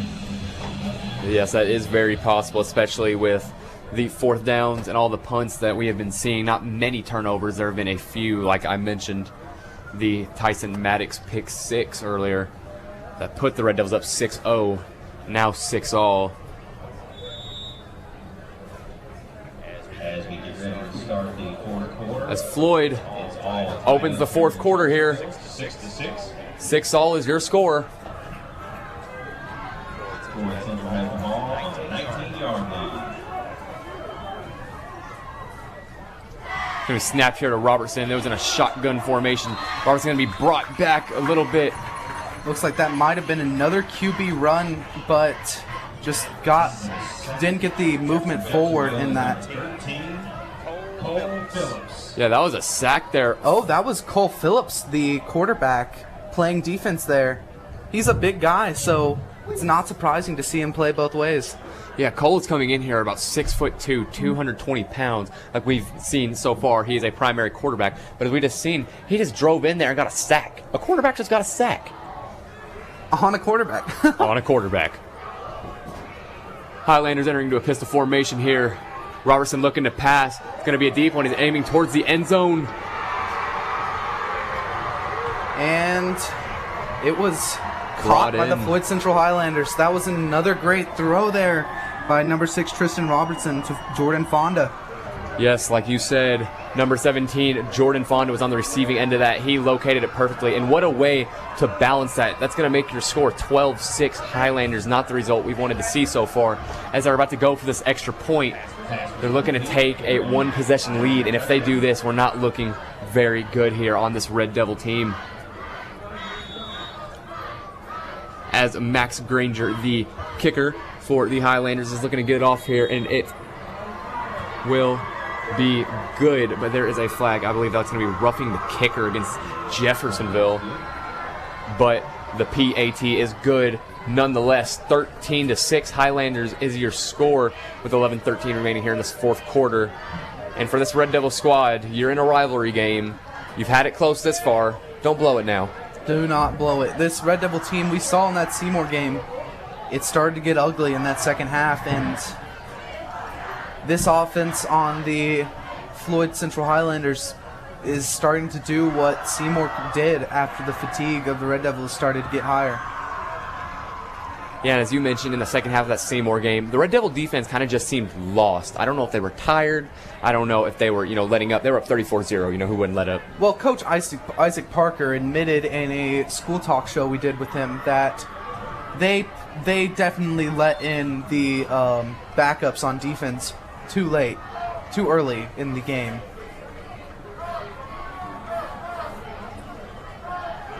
As this Highlander squad is looking to kick it off, and the Red Devils are looking to bring the score to a tie, maybe take the lead if they go for a two-point conversion.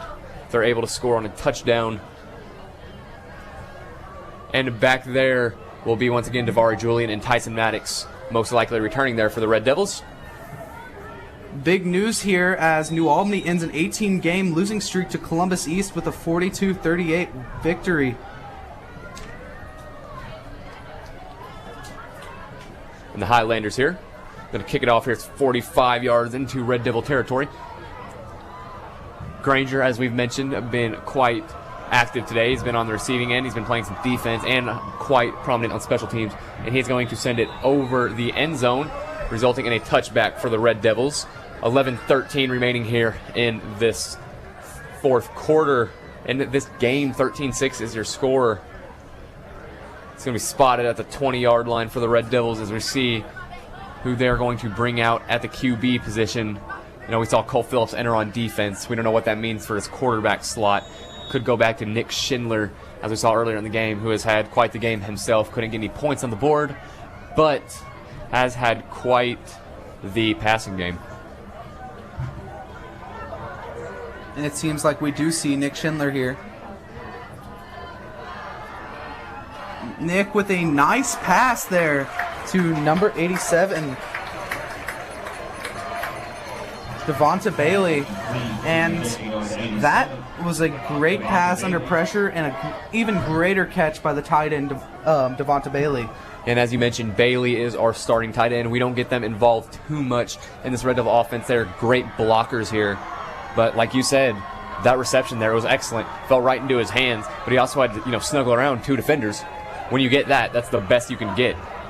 Cole Phillips is lined up here in the shotgun formation. He's going to have it out to Zion Mansfield, who's going to get quite the gain. The Red Devils coming out firing here. That'll be around a 6-yard gain. And that was a great handoff and run there. Now Mansfield, he's kind of, I always look at him. He's like a Derrick Henry. He is a massive dude, and he can run. He will run you over. That's what we like to see from him. That's exactly what he did. The only issue with Zion Mansfield is he needs a hole to run through. But once he gets that hole, he'll make those extra yards. And in the shotgun formation, we saw Schindler hand it off to Zion once again, who I believe is going to get that first down yardage, and he will. That's going to carry it up to about the 37-yard line in Red Devil territory. Getting that first down is exactly what you wanted if you're this Red Devil offense, needing to get another score here, needing to tie this game at least. I'm not sure how confident you would be in a 2-point conversion this early in a game if you manage to score. I would definitely still try to go for the kick there, as you'd rather tie the game than deal with having to still come back and score more points. And Zion Mansfield's going to get the handoff here. He's going to get a major run of 15 yards. Another first down for the Red Devils heading into Highlander territory. It's going to be about 41-yard line on the Highlander territory. And it looks like Nick Schindler is signaling to the sideline that he wants to run this quicker. And there you mentioned, Nate, Zion, he doesn't necessarily need a hole. He'll create one himself. But seeing that, he ran right through that hole. He made his own hole. He went right through there. Gain of like 15 yards. Red Devils are running tempo, and Zion Mansfield rushes again for another 5 to 6 yards, and he's powering this way for the Red Devils. And starting by that pass by Devonta Bailey, this Red Devil team is looking to be in prime position for a scoring drive here. That's exactly right. As you mentioned, we are already in Highlander territory at about the 40-yard line. 2nd and 10 is what we're looking at. About 8:50 remaining here in this game. Zion Mansfield remains at running back. Cole Phillips tries to get the Floyd Central Highlanders to jump off sides, and I believe they did. That was a veteran move there by Nick Schindler. Yeah. I could see the power in that call that he made.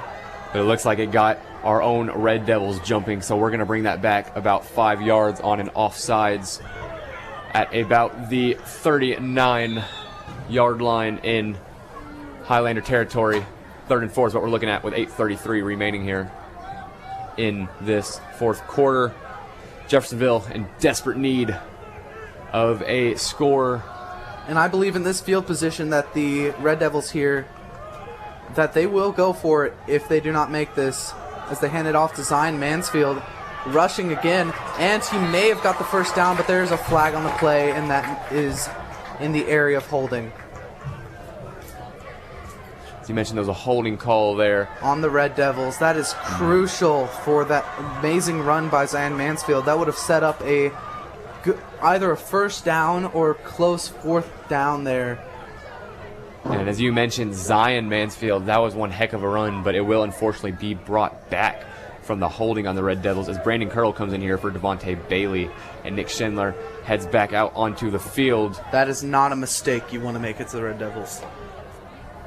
8:16 remaining here in this fourth quarter. 13-6 Highlanders is your score. The Red Devils aren't looking good here. About 5 yards behind the line of scrimmage, looking about 3rd and 15.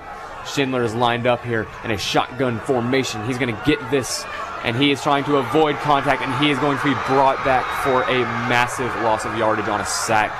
That was about a loss of 20 yards. That is crucial and could be the decider in this game, as we have 7 minutes and 40 seconds counting down on the clock. And That definitely, Nick Schindler's going back out. What is this Red Devils team doing? I know it's crucial to get these points down, but while you're in the Floyd Central Highlanders field area, you don't want to make a mistake like this. And possibly last year, Nick Schindler did punt the ball every once in a while. We could also be seeing a quarterback punt here. as Schindler is going to get the snap here, and he's going to be over the head of Davari Julian. And now it is 4th down. I apologize. That was a mistake there. That's about 4th and 29.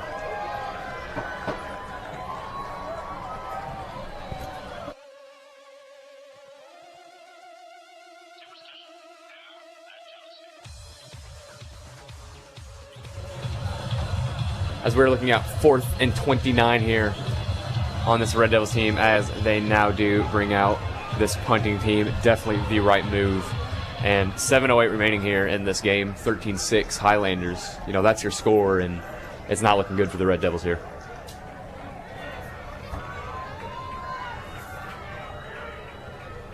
Let me snap back here. This will be a phenomenal kick By Uriah Brow again, and it is rolling back more and more, and it will be downed at around the 6 to 7 yard line. That is a great punt to hopefully maybe this Red Devils can get another turnover touchdown. Yeah, If that's the only way they can score, then why not score that way? That's exactly what I was thinking about. You want another turnover here, especially he kicked it to the 7 yard line. That's ridiculous. That's about the that's the second time he's done that this game. Spotted on the 7-yard line. First and 10. And now Tristan Robertson, the sophomore for this Highlanders offense, he is going to look forward to possibly making it out of this drive with a score. And what a statement that'll make to all of Southern Indiana football, that this young guy for this Highlander offense is here to play.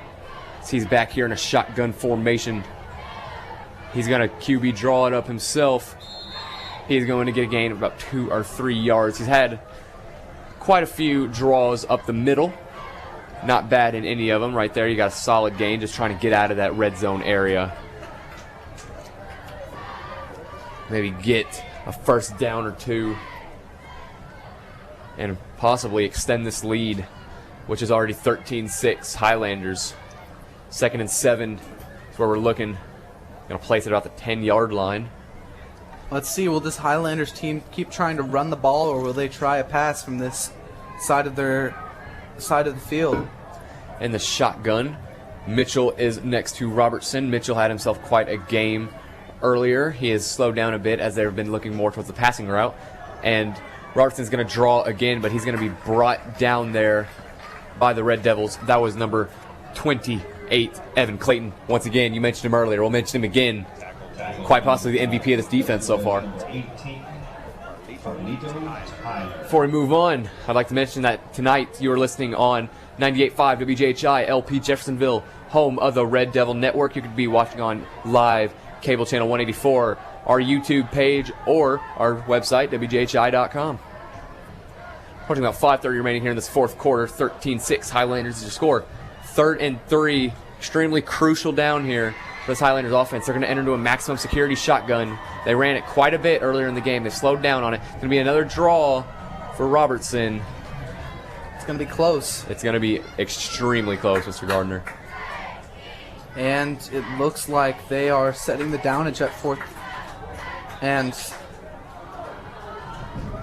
you see Yeah, here, it looks like it. That's going to be a 4th down. that is a good stop there by the Red Devils. Yeah, well, like you said, what a stop.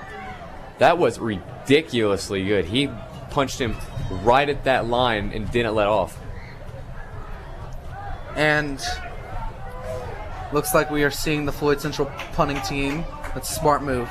I believe so as well. You know, you played football. You know quite a bit about the sport. And it's like you said, I think punting here is the best option for this Highlanders team. He has been quite the kicker so far. That was Max Granger.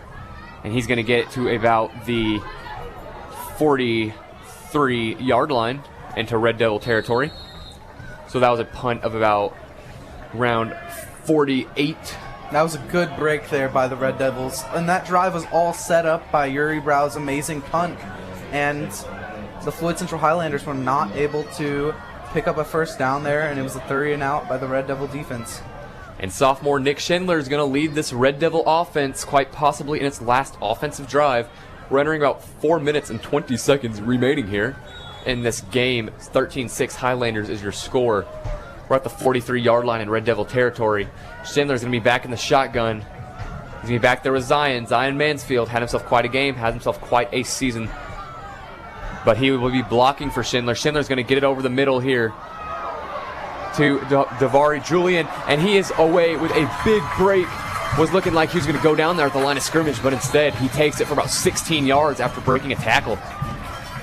That is, once again, this Red Devils team has shown, while they only have 6 on the scoreboard and it came through a defensive drive, they haven't made turnovers and they've kept matriculating the ball down the field.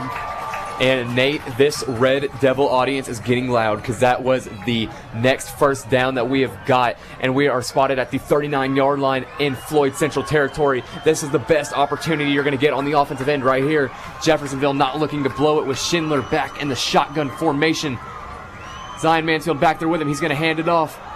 Zion's going to get plenty of yardage here as well. He's going to take it for about 7 to 8 yards. That will fall about 3 yards short of the first down for the Red Devils. Going into about 3:30 remaining here in this game. We're entering game time minutes. This is exactly what we come to see every single week. This is a football game, ladies and gentlemen, and we are here for the ride as Zion Mansfield looks to be just short of that first down marker. That was a very low snap, but Nick Schindler was able to catch it up and draw it off to Zion Mansfield. And it will be 3rd and 2 in Red Devil territory. The Red Devils looking to, in Floyd Central territory, the Red Devils looking to score and tie the game. Schindler lined up in a shotgun. He's going to get to Davari Julian. He's going to get the first down, and he's going to break for quite a few yards down to the 15-yard line in Floyd Central territory. Once again, Davari Julian. What a game he's had. What a season he's had. He is a special player. And the Red Devils are now in the red zone, and they haven't been in the red zone much, if at all, in this game, except on defense. And we'll see if this Red Devil team can get some points on the board on offense. At the 15-yard line of Floyd Central territory, it's another shotgun. Schindler's going to hand it off to Zion Mansfield. Mansfield, he's breaking tackles left and right, and there is a flag on the play. He took it into the end zone, but I will say it again, there was a flag on the play. And it looks to be in the area of holding, yes. That is another big flag mistake by the Red Devils there, but they're still in good position. And it's like you said, those are simply mistakes, but those are not mistakes you want. Zion Mansfield showed what he showed in that first game, and he broke multiple tackles from the Floyd Central territory. He was able to take it all the way into the end zone, but it's going to be brought back here, as you mentioned, on a holding call on the Red Devils. And it looks now to be 1st and 15 instead of a Red Devil touchdown. They're going to spot him at the 21-yard line in Floyd Central territory. Still in ideal condition to score. Schindler, he's going to get this bomb off to Davari Julian. It is good. And that is down at the 1-yard line. That is right, Mr. Gardner at the 1-yard line with 2:08 remaining here in this final quarter. And what a throw and what a catch by Davari Julian. He got up and he knew immediately. He threw out the signs. He knew he was down there. 1-yard line. Red Devils looking to take the tie here. Red Devils are taking a quick timeout here. Maybe even planning for just getting this, after getting this play, and if they get the touchdown, if Isaac Parker chooses to be aggressive here, they could win the game on a 2-point conversion. That is very true, but with the way this Red Devil offense have kind of been in and out so far this game, I'm not sure if I myself would be looking for the 2-pointer, but you got to go big or go home. You're entering 2:08 remaining here in this final quarter, 13-6. You're risking your first Hoosier Hills loss for the Red Devils and a loss to your rival team, the Highlanders. Highlanders have yet to win a game, and you don't want to be the team that gives up the first win to another team. You know what I mean? Definitely not. Let's see if this Jeff team can punch it in. It's going to be spotted at the 1-yard line. As we previously mentioned, Davari Julian had about a 15-yard reception to get there. Schindler had the pass, and we are looking at... I'm thinking Zion Mansfield runs straight up the middle. I do too. We're looking at a single back right here. We got a motion with number 2. And Nick Schindler is powering it in himself with a QB sneak. Will he make it in? It looks like he is in. Nick Schindler with his first touchdown for the Jeffersonville Rush. First rushing touchdown for the Jeffersonville Red Devils. It's like you said, Nick Schindler, he might be a sophomore, he might be a bit young, but he knows what he's doing. He punches it in at the 1-yard line, takes it in for this first Red Devil offensive touchdown, which is going to make the score 13-12 Highlanders. And now here's the deciding factor. Is the Red Devils going to go for 2 points here? Han Magruder is out for the kick.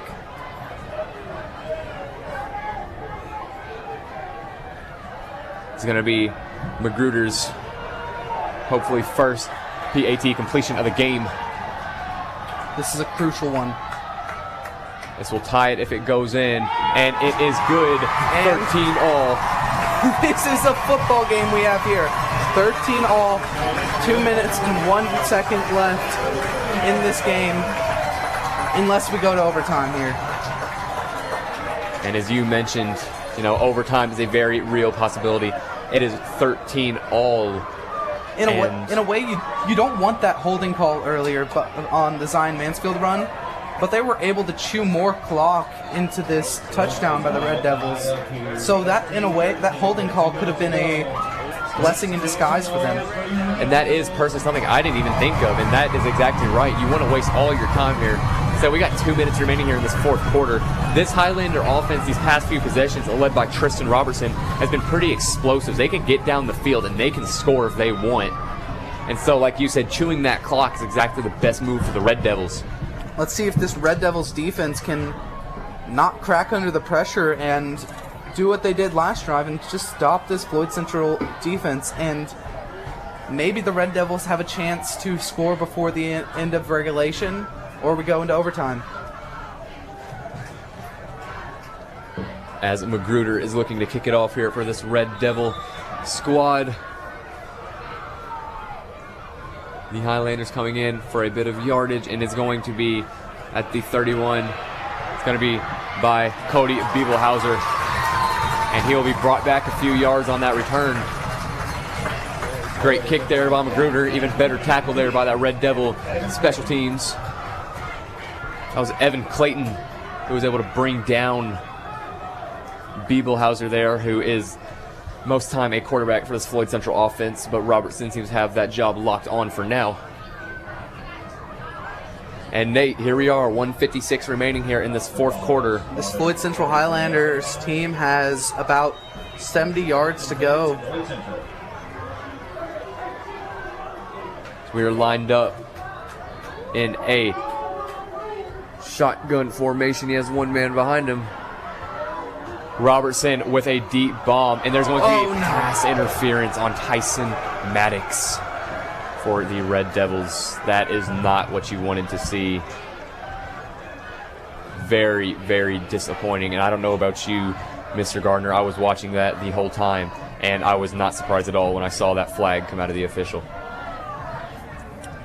And while that play is disappointing, in high school football, it is not a spot foul. It is only a straight yardage foul. So that could have been a lot worse than it was. And that was intended for number 13 for the Highlanders, Leaf Triplett, the sophomore. And as you said, it is not a spotting penalty. So it's going to bring the Highlanders up a few yards and allow them to go first down with 1:50 remaining here. They're at the 48-yard line in their own territory. This Red Devil defense needs a stop, hopefully a turnover. In the pistol formation, Robertson's going to get it. He's going to pass it. He's looking for a screen. And that was to Mitchell Bernardi, but he wasn't even looking at the ball. And that was into the ground there. He would have needed to just be a little bit back there to make a play. And I'm sure even if he got the ball there, the Red Devils team swarmed to him. And there could have been a tackle for loss there. And it looks like they were almost confused there because, Mitchell, he has played, he's played an amazing game so far. He was supposed to be on the receiving end of that screen, but he was fondling with his helmet. Was he even ready? I don't even know if he knew that was coming towards him. That was just a very, amateur move there by the Highlanders. As Robertson's lined up here in the pistol, he's going to look to pass once again. He's going to get it over the middle. And that is close to a first down. Yeah, and that was to number 87, Max Granger, who has been all over the field. He's been the punter, the kicker, a receiver, as we saw. He's been in the backfield for this Highlander squad. It'll be third down for the Floyd Central Highlanders, and they have 2 downs to go. If they will go for it if they do not miss this. And in the pistol formation here, we got a minute remaining here in this game, and the Red Devil defense is going to get a major stop here. And it looks like that was actually a tackle for loss. Maybe it lost a 1 or 2 yards there. Let's see what this Floyd Central Highlanders team can do, because with a minute left in the game, if they turn over the ball here, the Red Devil team can march down the field and possibly kick to win the game or get a touchdown to win the game. And that was Mitchell Bernardi on that run. He was clearly frustrated when he went down there. I saw him kind of slamming at the ground, and I can't blame him. He had such an excellent game. Just to be stuffed like that at the goal line is not what you want to see. But right now, we're entering into a 4th and 3 on the 45-yard line in Red Devil territory. It is 13-all with 58 seconds remaining here in this Hoosier Hills Conference football game between your Red Devils and rival school Floyd Central Highlanders. As the teams look to break their huddle here, they are staying on the field. Robertson is out there on 4th and 3. They are looking to secure this game. They're entering into a pistol formation with Bernardi once again in the back. They need 3 yards for a first down. Will they run it here? It's pretty tight on their decisioning. They've had a good running game, but we'll see here. As this Red Devil audience gets loud, they're trying to mess up this Highlander offense here, and it looks like we're going to have a timeout on the side of the Red Devils. And Coach Parker, probably a great timeout. Knowing him, he knows what he's doing, looking to reform the defense. I saw myself a bit of motion in the backfield, not people really not knowing where to be. Safeties going back and forth, backs moving around, and that was probably an essential timeout for the Red Devils. Make sure they know the play to get the stop right now, because it is a crucial stop. Because if this Floyd Central team gets the first down, it doesn't win them the game, but it makes it really tough for this Jeff team to get points before the end of this regulation. And it's like you said with regulation, if we don't see a turnover here with the Red Devils bringing it back a few yards, it's a very high possibility we're looking into an overtime. And it is currently 13-all with 58 seconds remaining here. And this Red Devil Highlander football game, 4th and 3 on the 45-yard line in Red Devil territory. Tristan Robertson is entering into a pistol formation with his number 1 man, Mitchell Bernardi, in there with him. And he is looking to pass the blitz from the Red Devils. It's going to be right to Eli Branham for the Highlanders, and he's going to take that in for a 45-yard touchdown. That was, oh man, it's a heartbreaker. It's going to make it 19-13 there. Highlander advantage. And if the Highlanders make this extra point here, the Red Devils will have to march down the field and hope to get it in overtime. that was a play drawn up by the Red Devils to take it straight to Robertson. And that left, once again, Eli Branham, the junior for this Highlanders team, a 45-yard touchdown, wide open, right over the middle. He ran it about 38 yards. And that will be a made extra point by Floyd's kicker there. And let's see what this Red Devils team can do with this pressure on their hands. Yeah, Max Granger, as you mentioned, the kicker for this Floyd Central team, has had quite the game. He's played special teams, he's been on defense, he's been on offense, he's had receptions, he's had swats. He has played excellent so far. Definitely one of the highest contributing factors for this Highlander squad. And your score is 20-13 Highlanders. That score was a 45-yard touchdown to Eli Branham, wide open over the middle. And you'd imagine this Floyd Central kicking team right here would be kicking it far and hopefully getting the Red Devils in worse position than they could be with these good returners they have. And with only 49 seconds remaining here, this is where you want to see what this Red Devil squad has actually got. Do they got it? Can they take it all the way downfield? We know it seems like an almost Herculean task, but who knows with this Red Devil team, especially with receivers like Davari Julian and Tyson Maddox on your sideline and Zion Mansfield in the backfield. And Max Granger for the Highlanders is looking to kick it off one more time. 20-13 is your score. 49 seconds remaining here in this Hoosier Hills Conference matchup. Like it's a tight kickoff formation there by the Floyd Central Highlanders. And this is going to be returned here by Tyson Maddox, even though it's closer to the end zone. He's going to break through a hole to the 25-yard line. Got 5 yards extra of what he would if he would have called it back there. But you got to think, are those 5 yards worth it for the 5 seconds you chewed off the clock while getting that run back? It's like you said, those 5 seconds are insanely crucial, especially coming down in this last, this is the last checkered flag. You are here. This is what you want to see. This is your last lap if you're the Red Devils. Let's see what this squad has got. Let's see what sophomore quarterback Nick Schindler's got. So Schindler lined up in the shotgun formation. He's going to get it off here. He's aiming for Davari Julian. It's going to be picked off there by Jackson Farley, and that for the Highlanders most certainly ends the game for the Red Devils. Almost undoubtedly there with 39 seconds remaining here. That was a turnover by Nick Schindler. That is a heartbreaking loss to a great football game. Showed a lot of streaks in defense and showed streaks on offense, but in the end, Floyd Central's defense wins this game for them. Very true, and Jackson Farley was the man responsible for that interception. He read it the whole way there. It was an excellent pick, and he deserves to feel good about himself, and this team deserves to feel good about themselves from this game they've played. Robertson's back here in a shotgun, maximum security, and he's going to take the knee and try to run down this clock. I believe that is the final knee he will have to take, if not one more, to end this game. And this will be the final score, a heartbreaker here in Jeffersonville. 20-13, Floyd Central Highlanders. Well, Blake, this Floyd Central team is getting its first win, and the Red Devils continue their loss streak. And real quick, just to go over as this clock runs down, our first real score here was Tyson Maddox, the Red Devil backfield monster who was able to take it in for a touchdown off of a forced fumble from Davari Julian.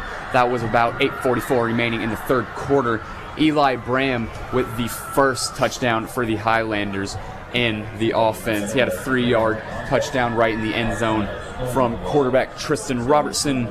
Nick Schindler himself had a 1-yard rushing touchdown with 2:03 remaining here in this fourth quarter, and a 45-yard bomb to Eli Branham once again took the lead for this Highlander squad at about 49 seconds remaining. And Branham, you know, he's had 2 touchdowns, but we got to give that credit to Jackson Farley, who had that phenomenal interception to conclude that game. And while the Highlanders won that game there, they lost the turnover battle, and Jeff did not get the points they needed off of all those turnovers. And with that, ladies and gentlemen, that concludes your Hoosier Hills Conference rivalry game. I have been Blake Beams, and I was joined by Nate Gardner. It's always a pleasure working with you. Pleasure to work with you. And you've been listening to 98.5 WJHI LP Jeffersonville, home of the Red Devil Network, Cable 184, WJHI.com, the YouTube page, WJHI Red Devil Network, for all things Red Devil sports. We thank you for joining us on this Friday night.